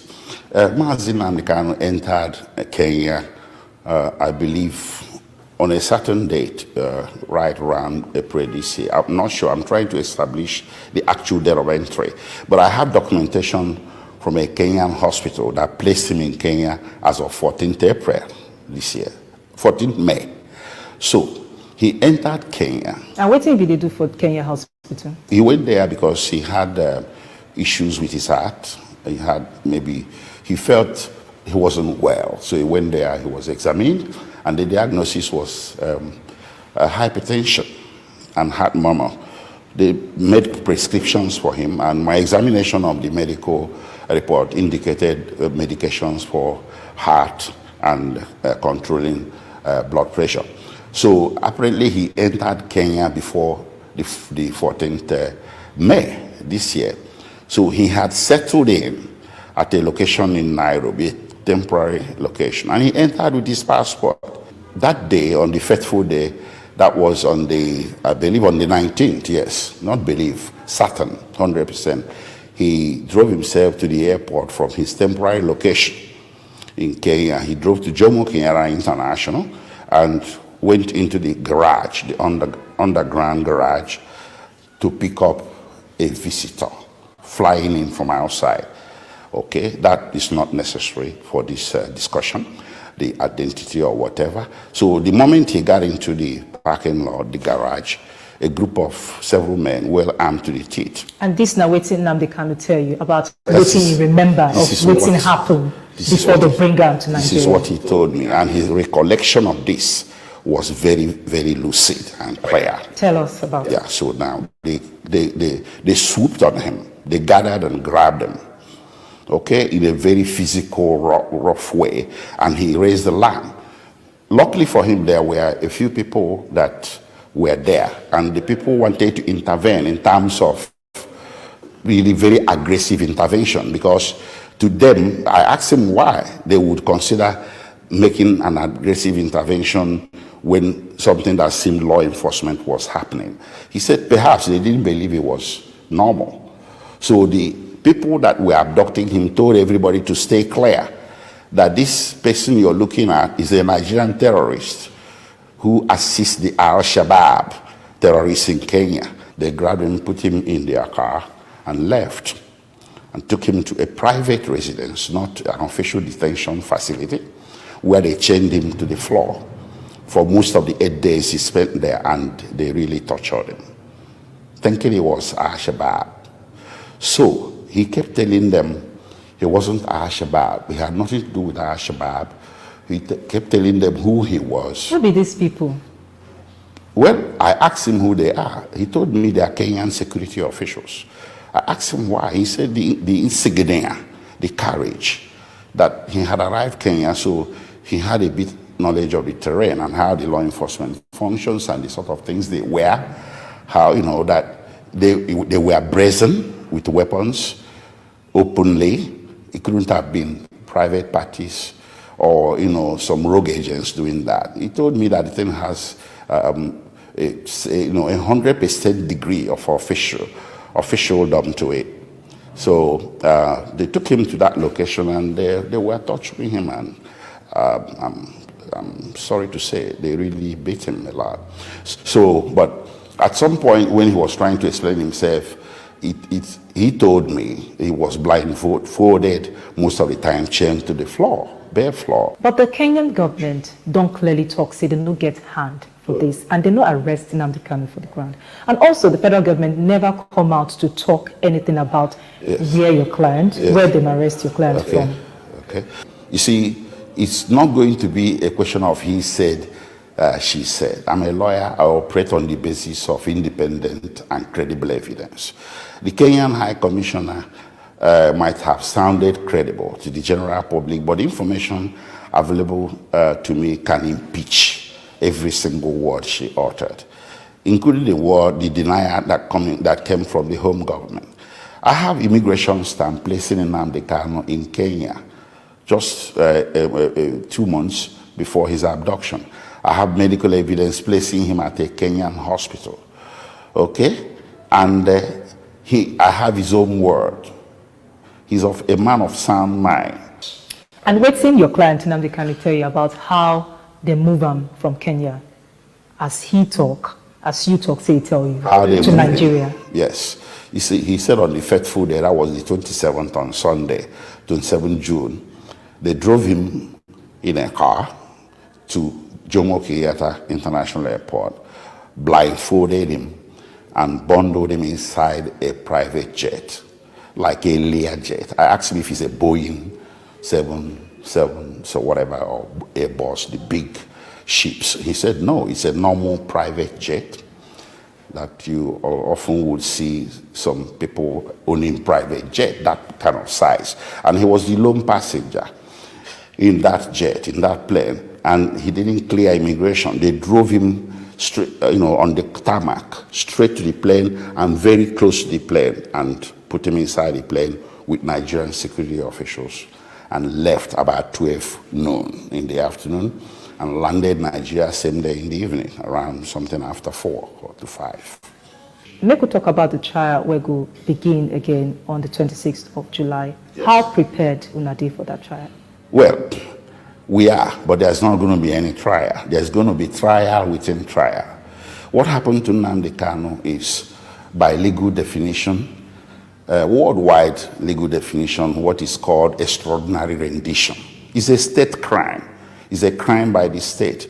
If a private individual abducts or violently and illegally seizes another individual, it's called kidnapping, and in some jurisdictions, it's a capital offense. When state does it, it's called extraordinary rendition. That's what happened.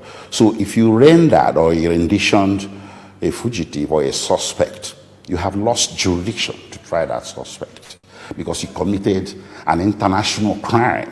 You broke your own laws. You broke the laws of the third state from which territory you renditioned that individual. And you broke the laws of the second state of nationality of that individual. That is what is playing out here, because we have 3 divergent but also compliant jurisdictions. The 3 jurisdictions here, Nigeria, Kenya, and UK, their laws prohibit extraordinary rendition. Okay, so they've been calls don't come from different quarters, from different groups, say the federal government must handle this case on the fair note, that the trial must happen, Nnamdi Kanu trial must happen on the fair note.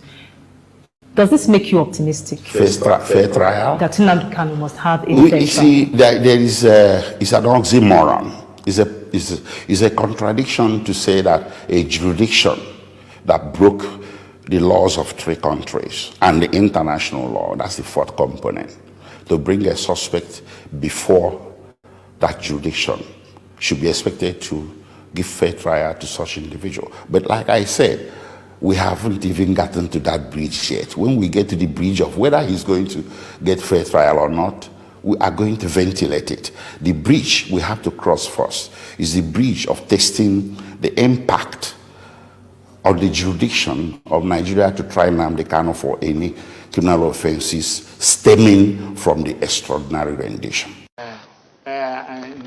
Across various countries of the world. So, and I sent in my complaint from Nigeria after looking at my complaint and what I have. So they decided to invite me and also asked me to come and present a paper from Nigerian side.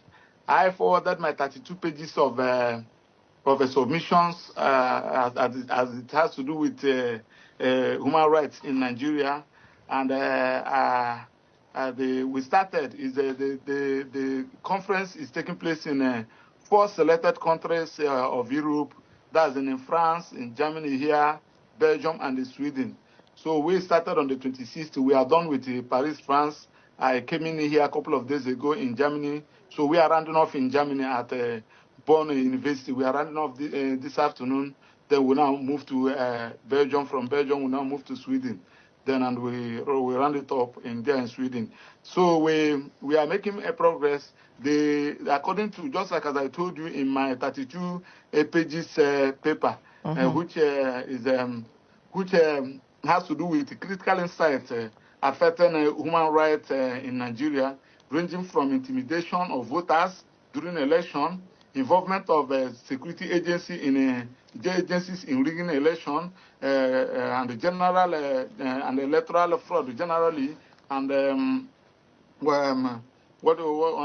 presidency, the president appointment, marginalizing other region and his appointments, which contravenes various provisions of our laws, and among all, the corruption and the looting of public funds by majority of our political leaders and politicians, and absence of rule of law, and the inability of the president to govern the country in line with the law. So these are the issues, and disobedience of court order, unlawful detention. Just like as I told you the other day, I have court orders, court judgment against the DSSS, asking them to release my clients. We served them all these orders since last year up to now. The DSSS refused to comply. My clients are all in their detention. So these are the issues that we presented and order that it should be released. They now refer the matter back to Federal High Court to start trial again and to start application for bail again. I have never seen this kind. They have turned Nigerian jurisprudence upside down. Now we are in court. We have made application for bail. They have given it on the 19th to rule on it. So that one is on that. Then on the issue of Ohaneze, they are not doing anything. No. If they tell you that they are doing anything, that thing they are doing, they will call it window dressing. I that the more you look, the less you see, so that it will be as if they are talking. If Ohaneze is talking, Ohaneze is the senators from Southeast are under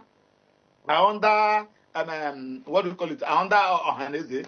The governors in the Southeast are under Ohaneze. So now you begin to ask yourself, what have these people done?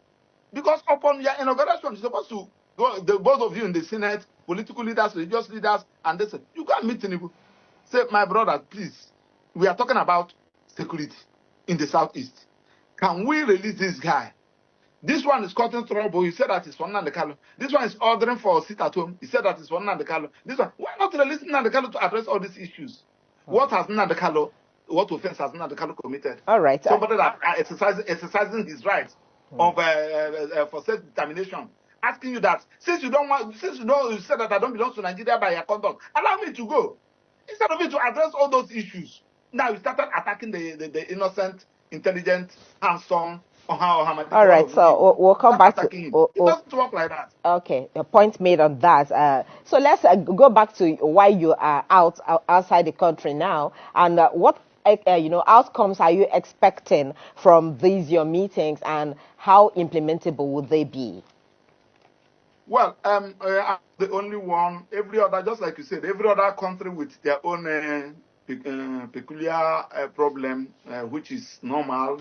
But our own is on the high side. Because when I begin to marshal out our own, ranging from court or disobedience of court orders, ranging from unlawful detention and arrest, ranging from inability of government to comply with the law. The law said before you say Maxwell, this is what you will do.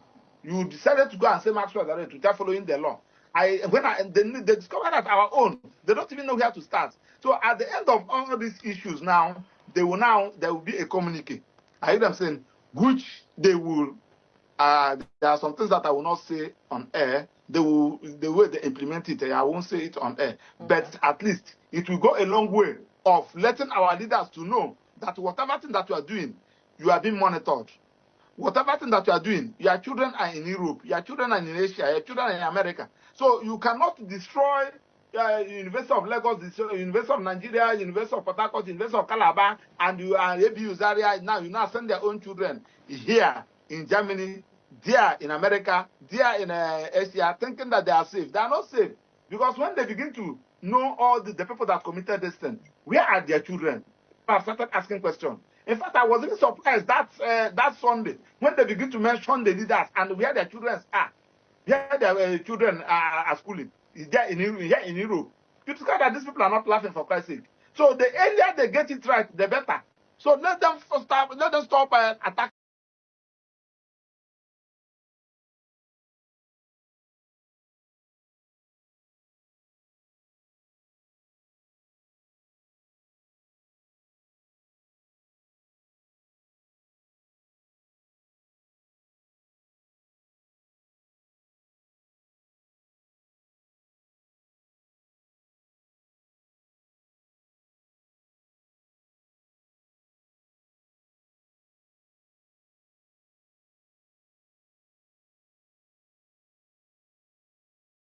Yeah, welcome back.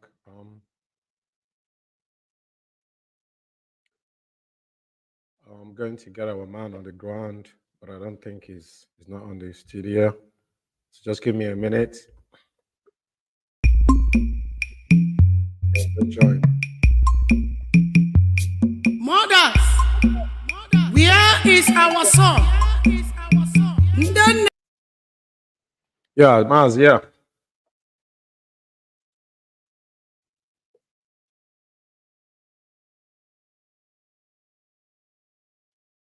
Hello, man, go ahead.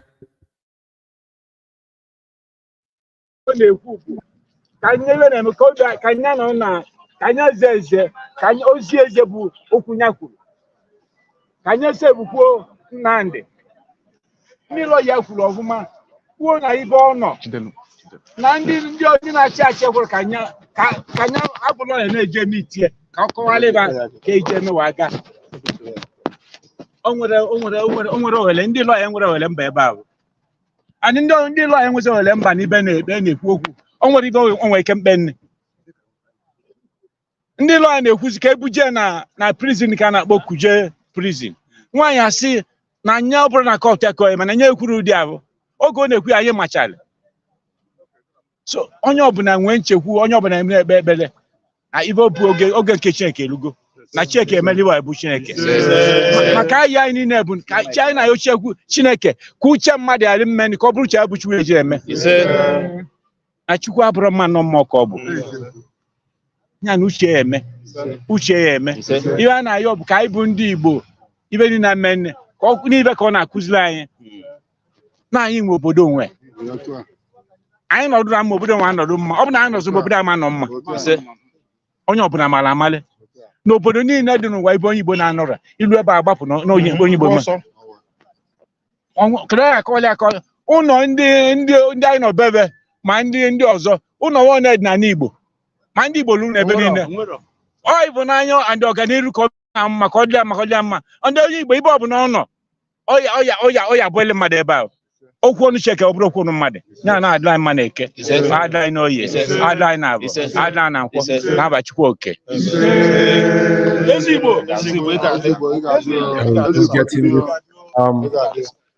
Live interviews. That was the voice of Eze Chukwuemeka, the 34th Akaji of Igbo. He was here the last time.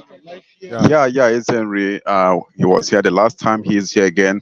He has been here, in support, in solidarity with our leader, not excluding a host of other traditional rulers, some of whom are going to talk to our people. To be honest, we are displeased, but we would not act weakness. We will not play weakness in the face of enemies. Instead, we will go back to the drawing board and re-strategize. So thank you for being with us, our people. So we shall come back here again to. Yeah, I just lost him. I think he's going to reconnect. We all know the epileptic network down there in the Zoological Republic. But I know he's going to rejoin us for them to give us their perspective, those that have witnessed what transpired in the court. Previously, Eze Chukwuemeka of Ezenri spoke gallantly so. Like I said, we know all these things from the beginning, but let them continue playing with their script. Our job is to keep our eye to the ball because our leader, Mazi Umeh, freedom is not given, it's taken. So there's a price you have to pay. There's a price you must pay. Freedom comes with a very heavy price. And that is what we are doing right now. So that's what we are doing now. So we must continue. Yeah, we must continue. So as we are waiting for them to join us again, okay, I think you have just joined. So I need to bring them back in. We all know the epileptic network we have down there in the zoo. So they just reconnect. Vehemently she refused. Then Barrister Lloyd Mark had to make another application for him to remove herself.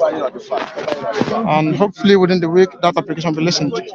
So up until that happens, we'll know what will be the next step to be taken.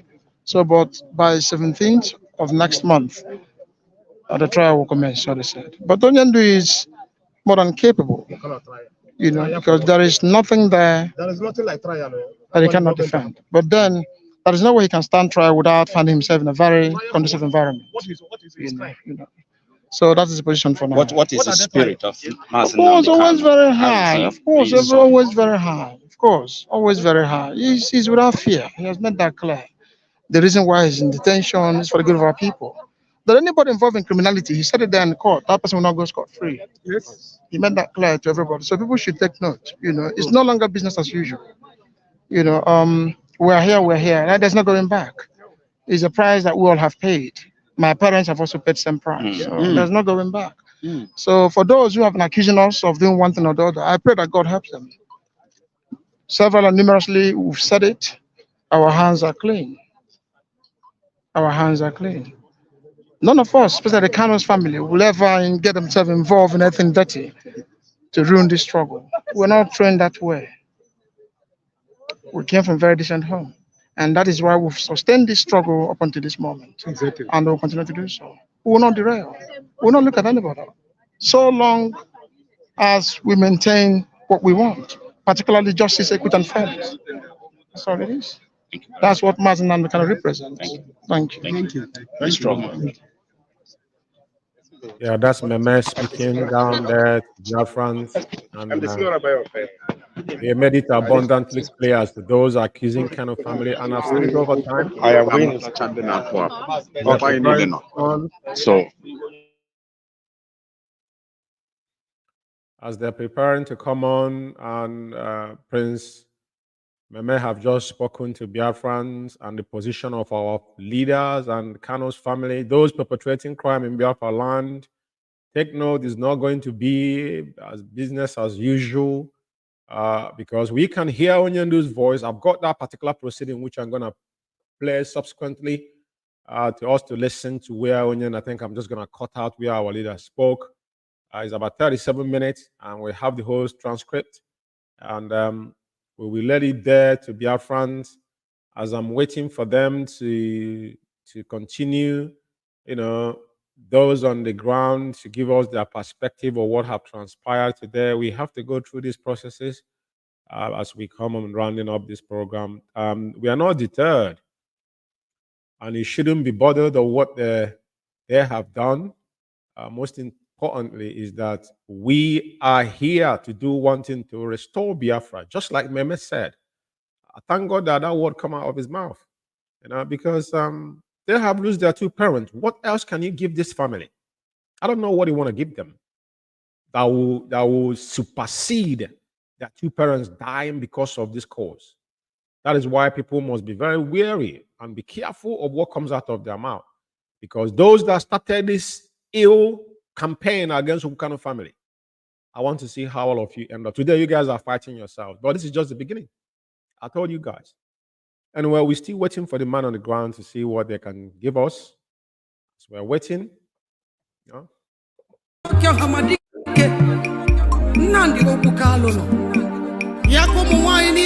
Biafra babu buru na chono batita. Ebe ko nudo sara. Nandi. Kalụ ọ dị ndụ kpọpụtara na anyị anyị chọrọ ime ebe nwa anyị nọ. We want to see our son. Chukwu okike abịa ndị Igbo tụrụ ilu si asọkata eze anya eburu kata n'isi gwa ya okwu. Oge ahụ eruola mgbe anyị ga-eji pụta n'Igbo wee wenara ihe ahụ nke ruru anyị. Kpọpụtara na anyị nwa anyị. We need our son. Bring out our son. Bịa nụrụ ọnụ anyị. Chukwu okike abịa ekwela ka ihere mee anyị.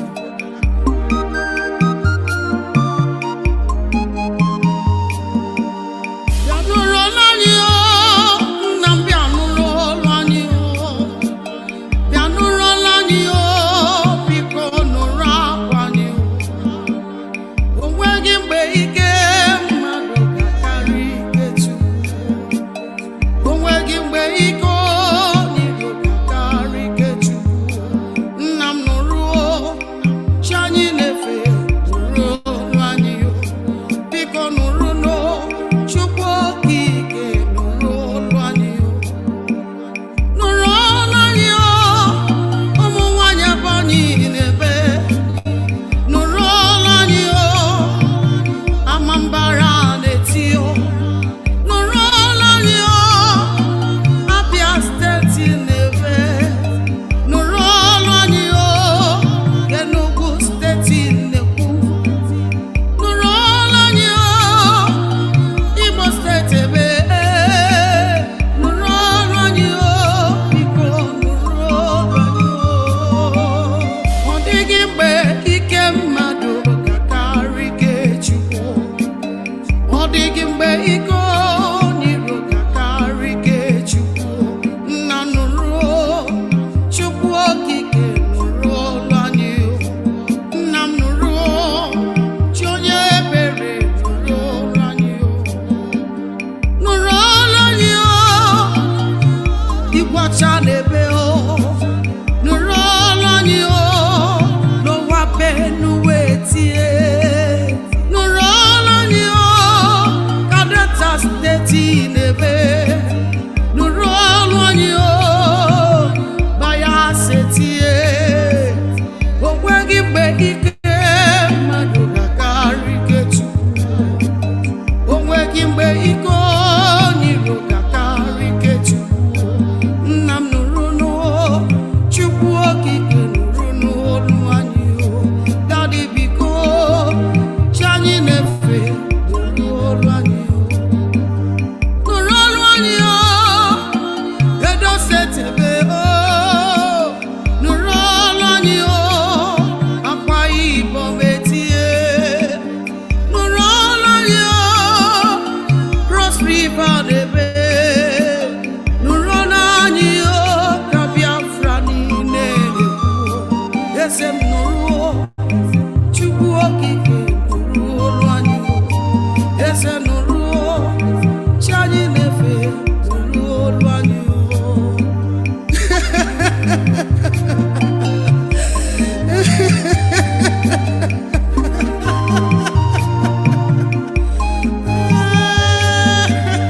Hawa ochime arịrị egbu emo Hawa ochimu icha amanya mmiri Chukwu okike abịa ma akwa gị ka m na-ekpesara akwa mụrụ ọmụmụ ya ka m na-eti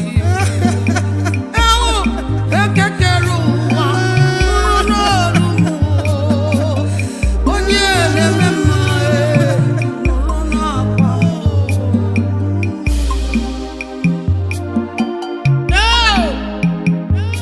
Chukwu okike abịa ma chi kere ihe niile akwa gị kere eke gụnwa kere orie gụnwa kere afọ gụnwa kere nkwọ anyị niile bụ ụmụ nwaanyị Biafra niile n'ala Igbo niile gbaa gburugburu na ebe na-eti.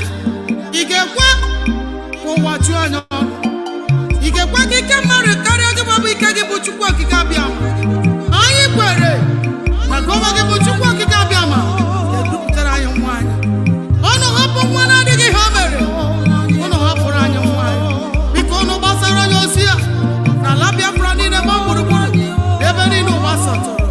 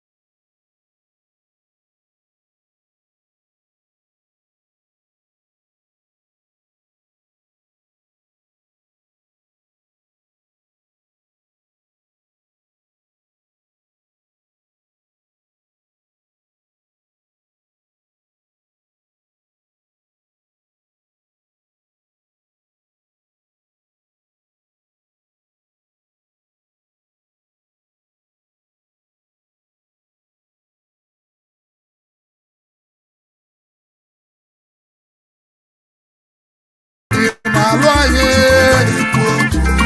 ụmụ Igbo Chukwu ka na-ekwu okwu asị miracle coming on the way na o nwere ife walụ Jehova ya lee Chimo Nnamdi na Chukwu na-ekwu okwu Nnamdi Kanu odogwu ndị Mozi na-agbala ọkụ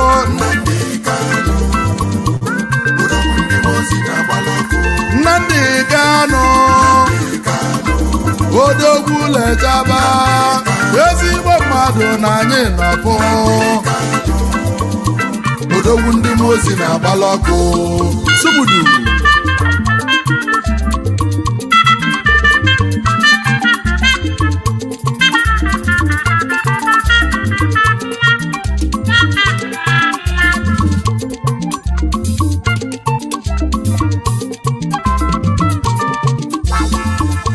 Nnamdi na ọ bụ ndị Igbo lere ya ele wee nwụrụ iwe nwunye ndị ilo n'aka emesịa na ọ ga-adị mma nụ maka na o chetalụ m ife melu n'akwụkwọ nsọ mgbe Josef na-akwalite mgbe ọ na-achị ichi eze ụmụnne ya ejikọtala aka wele ya welesi ya ndị ilo mana Josef mesiri wee bụrụ eze Josef no mesiri bụrụ eze Nnamdi n'ọbụ ife ga-eme afụlụ m amụma ka ọ na-abịa na mmezu cheta tupu ndị lebulu yi amụma niile ibusili ọbịazigo na mmezu emezianụ na ọ ga-adị mma onye na-ebe akwa bedebe onye na-erujuru debe maka na afọ m na mmeli na njedebe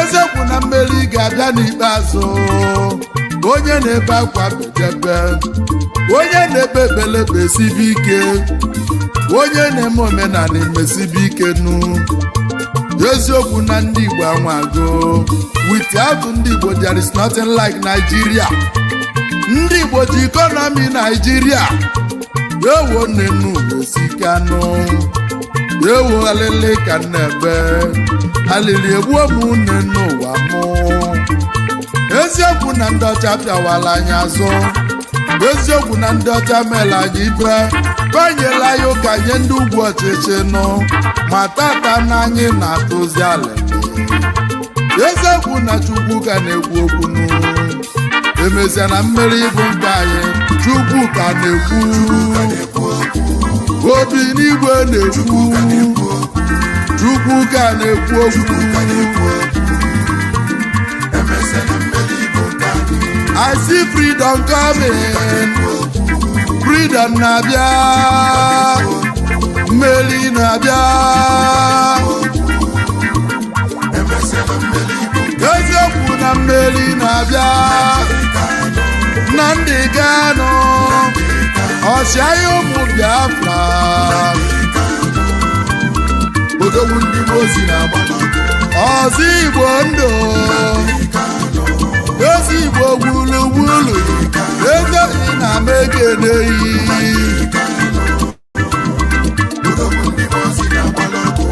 ndụ gị ga-adị ezoghị na ị ga-adị ka echi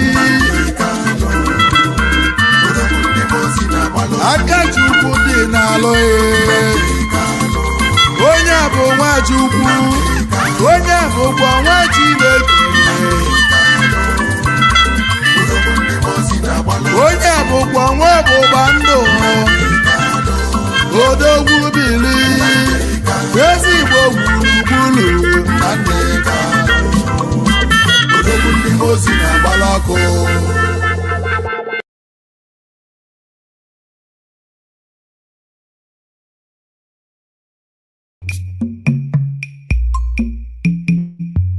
Mothers, where is our son?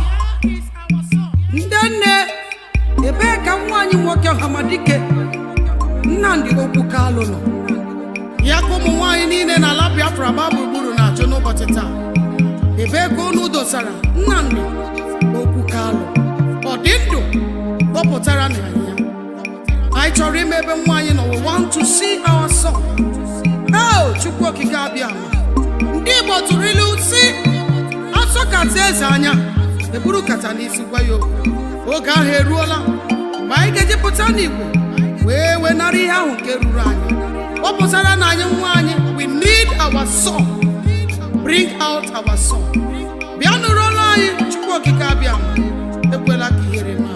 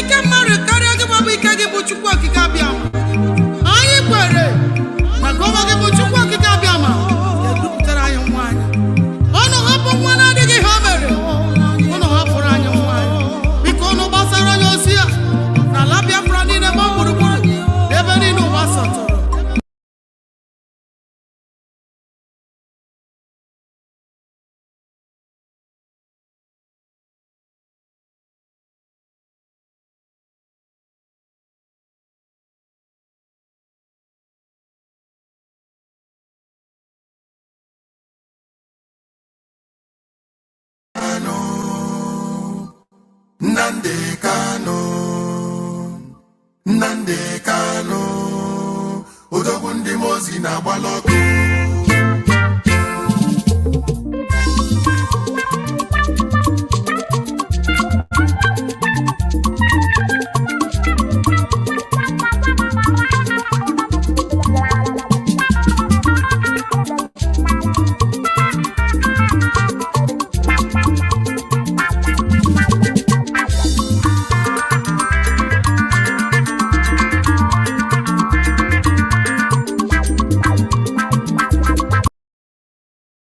Yeah, welcome back, fellow comrades. Yeah, I mean, today is another significant day. The most interesting thing is that we have our leader's voice clear today. I'm just working on the video. One of the video they interviewed me about almost 4 minutes. We want to disseminate that the 4 cardinal points of IPOB lay to bear. This is for those misguided. I think from tonight, a lot of people need to go back and think. Mazi Umeh can have spoken. There's nothing, there's no two ways about it. Every single one of us now need to pay attention because it is not going to be business as usual, to be honest with everybody. It is very, very important that we pay attention. Very, very, very, very important. I want to grow this program. I want the man on the ground to give us on spot account. We're supposed to have a press conference, but I don't think it's going to happen for obvious reason. But probably the Lego team might come back to tell us what happened. We have the transcript of this particular proceeding, about 36 minutes, which I'm going to publish. You know, it's just a matter of time. But let me just wait for him for another 5 minutes. If not, I will round up because I've got a lot being on behind the same place. Chukwuka na-ekwu okwu, Obinigwe na-ekwu okwu, Ogwelibe gbalụ Jehova ya lee. Obinigwe na-ekwu okwu, ọ ka na-ekwu okwu, Obinigwe na-ekwuzi okwu ike. Nnamdi Kanu, odogwu bili, eze ndị Igbo gburugburu. Nnamdi Kanu, ọchịagha ụmụ Igbo, odogwu Biafra bili, odogwu ndị mozi na-agbala ọkụ.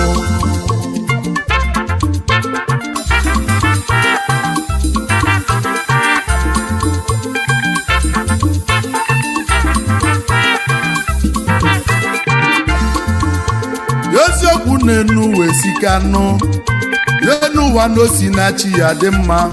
Mgbe mbụ ka sị na nweze enwelo nwa, mana tata na nweze enwegokwa nwa. Mgbe mbụ ka sị na Igbo enwele eze, mana tata na anyị bụ Igbo anyị enweghị ezenu.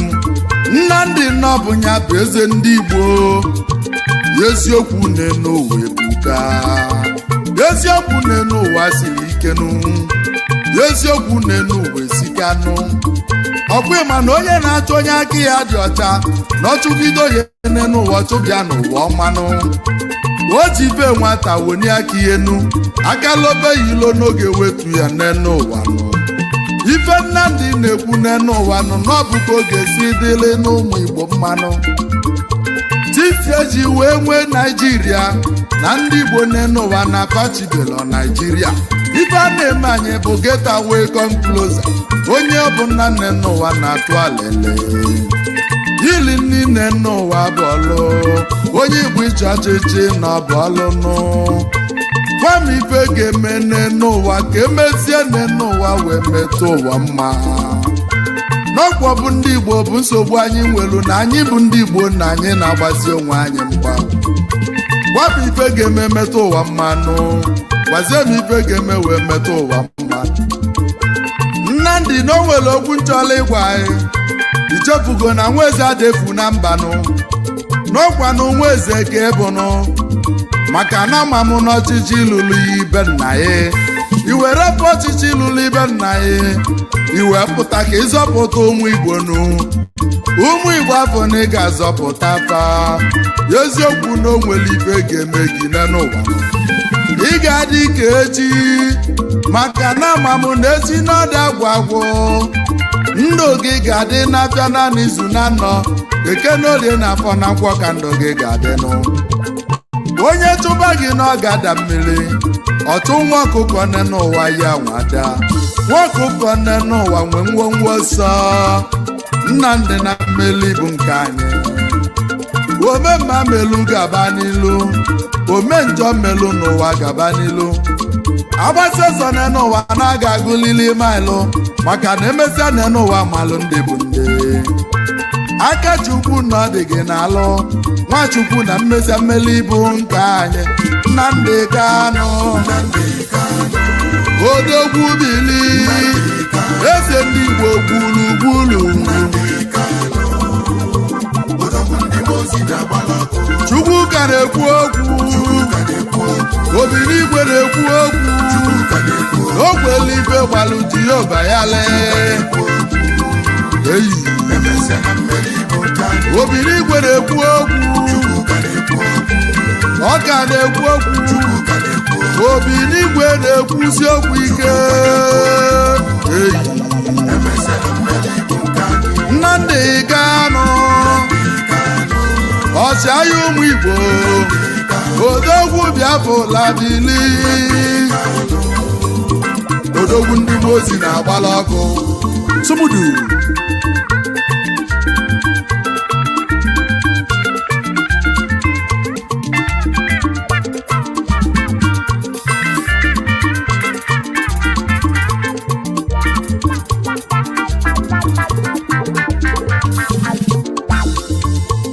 eziokwu na alili na-egbu ụmụnne m na alili na-apịawa mazụ onye Igbo wee gụsị akwụkwọ nụ na inweta ọlụ na Naịjirịa na ọbụzi ọlụnụ na anya pasịlọ ife ọbụla na ịlụ na amị na Naịjirịa na ọbụzi nsogbu ịlụ na polisi bụ ọlụ inye ndị Igbo ọlụ n'ọkwa nsogbu gwa m ibe a ga-eme n'ụwa ka wee metanụ ndị Naịjirịa mmanụ ife anyị nwe ka na-akọla anyị na mmanụ anyị ka Naịjirịa ji dị ebube mineral and resources anyị nwelu n'ụwa nọ ya ka Naịjirịa si wee dị ebube ma ndị nwe ife na-aga ụlọ na-emelụ falụ ndị nwe ife na-aga ụlọ na-apịawa fazụ Chukwu ka na-ekwuriri okwu nu ndị eluigwe ka na-ekwu okwu nu basi na-emesịa na anyị ga-enwe mmelinu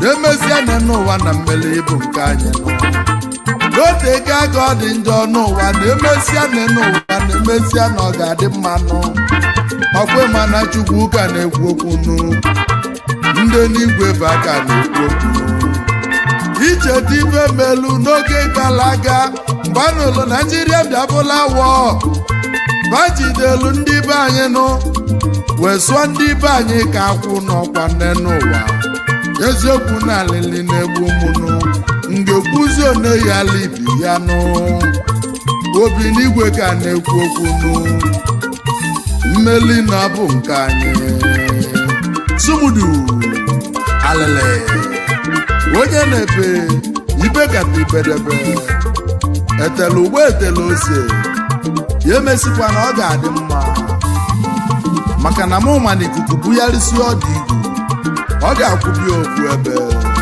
Sumudu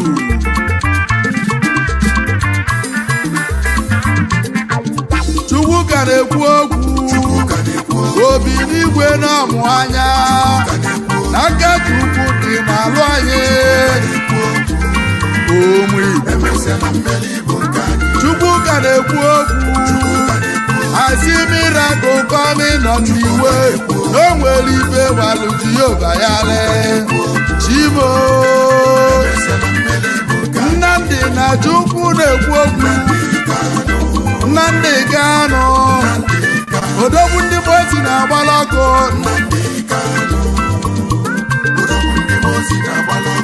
Nnamdị Kanụ odogwu lechaba ezigbo mmadụ na anyị nọbụ odogwu ndị mozi na-agbala ọkụ Sumudu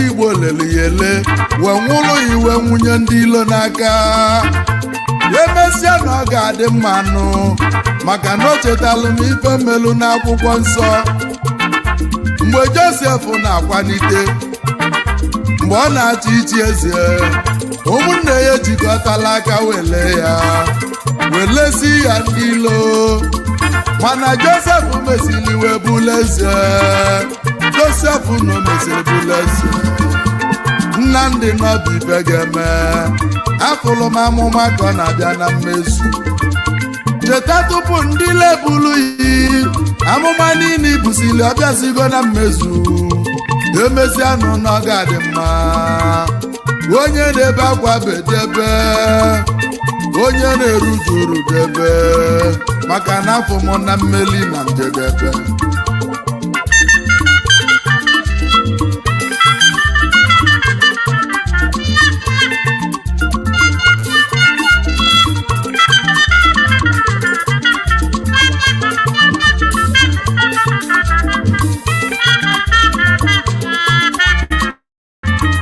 eziokwu na mmeri ga-abịa n'ikpeazụ onye na-ebe akwa bedebe onye na-ekpe ekpele kpesibe ike onye na-eme omenala emesibe ike nụ eziokwu na ndị Igbo anwago without ndị Igbo there is nothing like Nigeria ndị Igbo ji ikonomi Nigeria ewo nnenu esikanụ ewo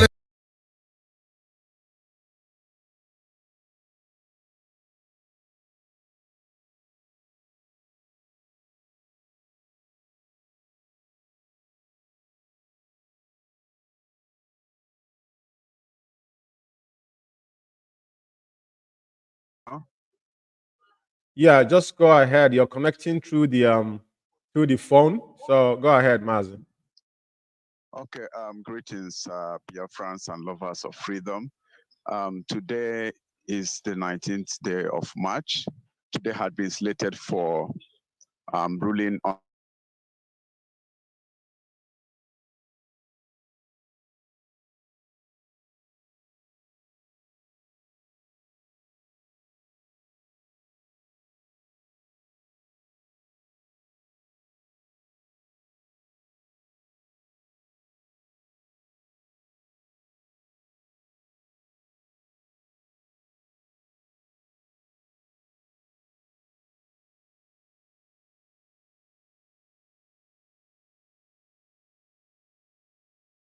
in the bail application.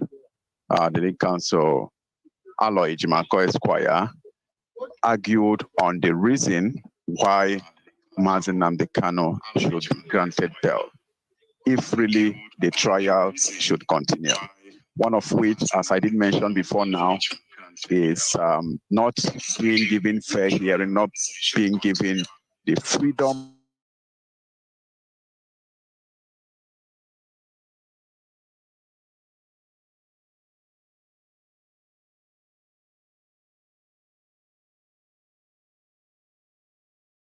of, breach. The visiting room is bugged, the CCTV, so and so. Health condition, one of the reasons in the application, and all that. However, the judge did not, grant the very bail application. Alternatively, the defense team made an oral application that would not see Mazi Nnamdi Kanu go back into the DSS custody. So these are the things, a few things that transpired today in court. And it is sad to say that the judge never agreed to that as well. To the extent the defendant, Mazi Nnamdi Kanu, ruled that the last thing he would consider if really they want to make trial or make progress in the case is for him to return to the walls of the DSS. You can imagine that. So arguments and counter-arguments as usual, but he was denied. I mean, to Kuje prison, because Mazi Nnamdi Kanu himself offered to be transferred to the Kuje prison, which is a little bit provides a sort of relaxation, so to speak. But they wouldn't listen. They wouldn't grant that. He even requested for, being placed under house arrest. He wouldn't mind, provided they asked him to, exit the DSS headquarters, which I believe has been traumatizing him all this while. So that is the events that transpired today. And vehemently, Aloy Jimako argued and tendered an application, oral application, and the judge accepted, but asked the defense team to put it in writing. So they are going to make a formal application now for, a transfer from DSS custody to a safe house, in quote. Safe house in quotes, safe in essence outside of the DSS custody, but not safe in reality. But however, let's put it that way. The point is to make him not go back there, either be under house arrest somewhere or transferred to Kuje prisons. So this oral application would be notarized, would be put formally, and on the 17th of May, the case was adjourned for continuation. And let me just make it clear, tomorrow there would be no business tomorrow in court, because the defense team put it clear that there is no point. The first thing, which is the paramount thing, is to ensure that Mazi Nnamdi Kanu, is given the opportunity to be tried. You cannot build something on nothing. In Latin, we say nemo quod non habeat. Nothing. When you want to build something, you must have something on it. That's why when you want to erect a magnificent edifice, you must have a foundation. So for them to begin trial, there must be a foundation. So that's just the basis of the whole thing. So there will be no business tomorrow. The points here I would want our people to take home is the oral applications are going to be notarized, are going to be put formally. And here, that's a motion on the 17th of April. And followingly, the defense team also applied to the federal government, courtesy of the Federal High Court, that they should be, that this very case, this very legal matter is not, in essence, is just a political matter. Okay, so that there should be a sort of settlement, not being paraded, or because all this back and forth is just, Aloy made it clear. All this back and forth is just marking time wasting. They should put it where it should be, because it seems political, So these and many more was tendered orally. It's going to be notarized after now. And, further things are going to come up on the 17th of April, according to the court. So that's the summary of what's transpired today. And subsequently, we are going to have a sort of broadcast in the evening hours from the stable of Aloy Jimako Esquire, head of our defense team. So that's the summary, Mazi. Thank you very much, Mazi, Lawman. And like I would just add to what you just said, if you look at the whole scenario, there's nothing changed. It is political. Because you remember, Soludo offered to Onyendu to be willingly given to him. He shorty to be in State House in Oka. So there is no other house arrest that bigger than that. If we go back to that, you understand what I'm saying tonight, this afternoon. So the good thing is this: at the end of this journey, one thing is going to happen. We're going to let the legal team do their work. But like I said, thank you very much and for your wonderful work, and every other person that have been there, solidarity with our leader. And as you said, if we're going to reconvene again, you need to let me know, because I have to plan for it. So off the air, please just give me a nudge so I can get myself prepared. Thank you very much, and thank you for your good work. Mazi, there. Thank you. Yes, that was Mazi Lawman on the phone. He couldn't get back to the studio, and we have to get a logical conclusion on this program. So many things has happened today. The tension is high, but the most interesting thing is that Onyendu have spoken. There's a video I just posted in Biafra radio Facebook page, which is going to go into other platforms, courtesy of Favor Meme. Kano, Meme's wife, she's the one that originally got that video, but we have populated that video now because our leader have made it abundantly clear. Onyendu has spoken. So for those that think Mazi Umeh has not got his 7 senses, take that video and go and listen to it and listen to yourself. And you will see how stupid you are and you look like. Because we told you, Mazi Umeh, the 4 cardinal point of IPOB, that's why we call one family. There is nothing like leadership in IPOB. Without Mazi Umeh, there's no IPOB. Very, very important. I'm gonna rest it here, and because it's been marathon for me, and I thank all of you that have took your time to listen. And this is the journey just began, so nobody should mourn or deter. We know exactly what is happening. Before you complain, remember Mandela Madiba, 23, spent 27 years in prison. We want freedom. Freedom is not given; it's taken. And that is the price our leader is paying with his whole household. Onyendu told you that after giving up his 2 parents, he think he will shut down or turn around and collect money. Think about it. And I will leave it here. Thank God that Chukwuka have shown us today. Onyendu have spoken for like 3 minutes, 50-something seconds. It's not about 30 seconds. This is clear. So somebody will say he spoke on the duration. You can see the difference between the previous appearance of Onyendu in court and these 2 sections now. I will have a new lead counsel. With all due respect, I want you to pay attention. You could see the difference between the previous appearances of Onyendu and these 2 proceedings that we have had on the 26th of February and on 19th of March. You can see, and you could see within 4 weeks we have they appear in court, and you can see the argument. I'm going to post the video, though you have it on Meme's wife's Facebook, but we're going to populate it and put it properly that people can now listen to it properly. I thank all of you for listening. May Chukwuka and continue to go ahead and protect. Most importantly, safeguard and protect our leader. We know he is a very precarious condition, but he's equal to the task. Okay, we'll give him that 45 and 42 to him to persevere. And thank you for listening from me. For me from here is good afternoon from London. There were no much.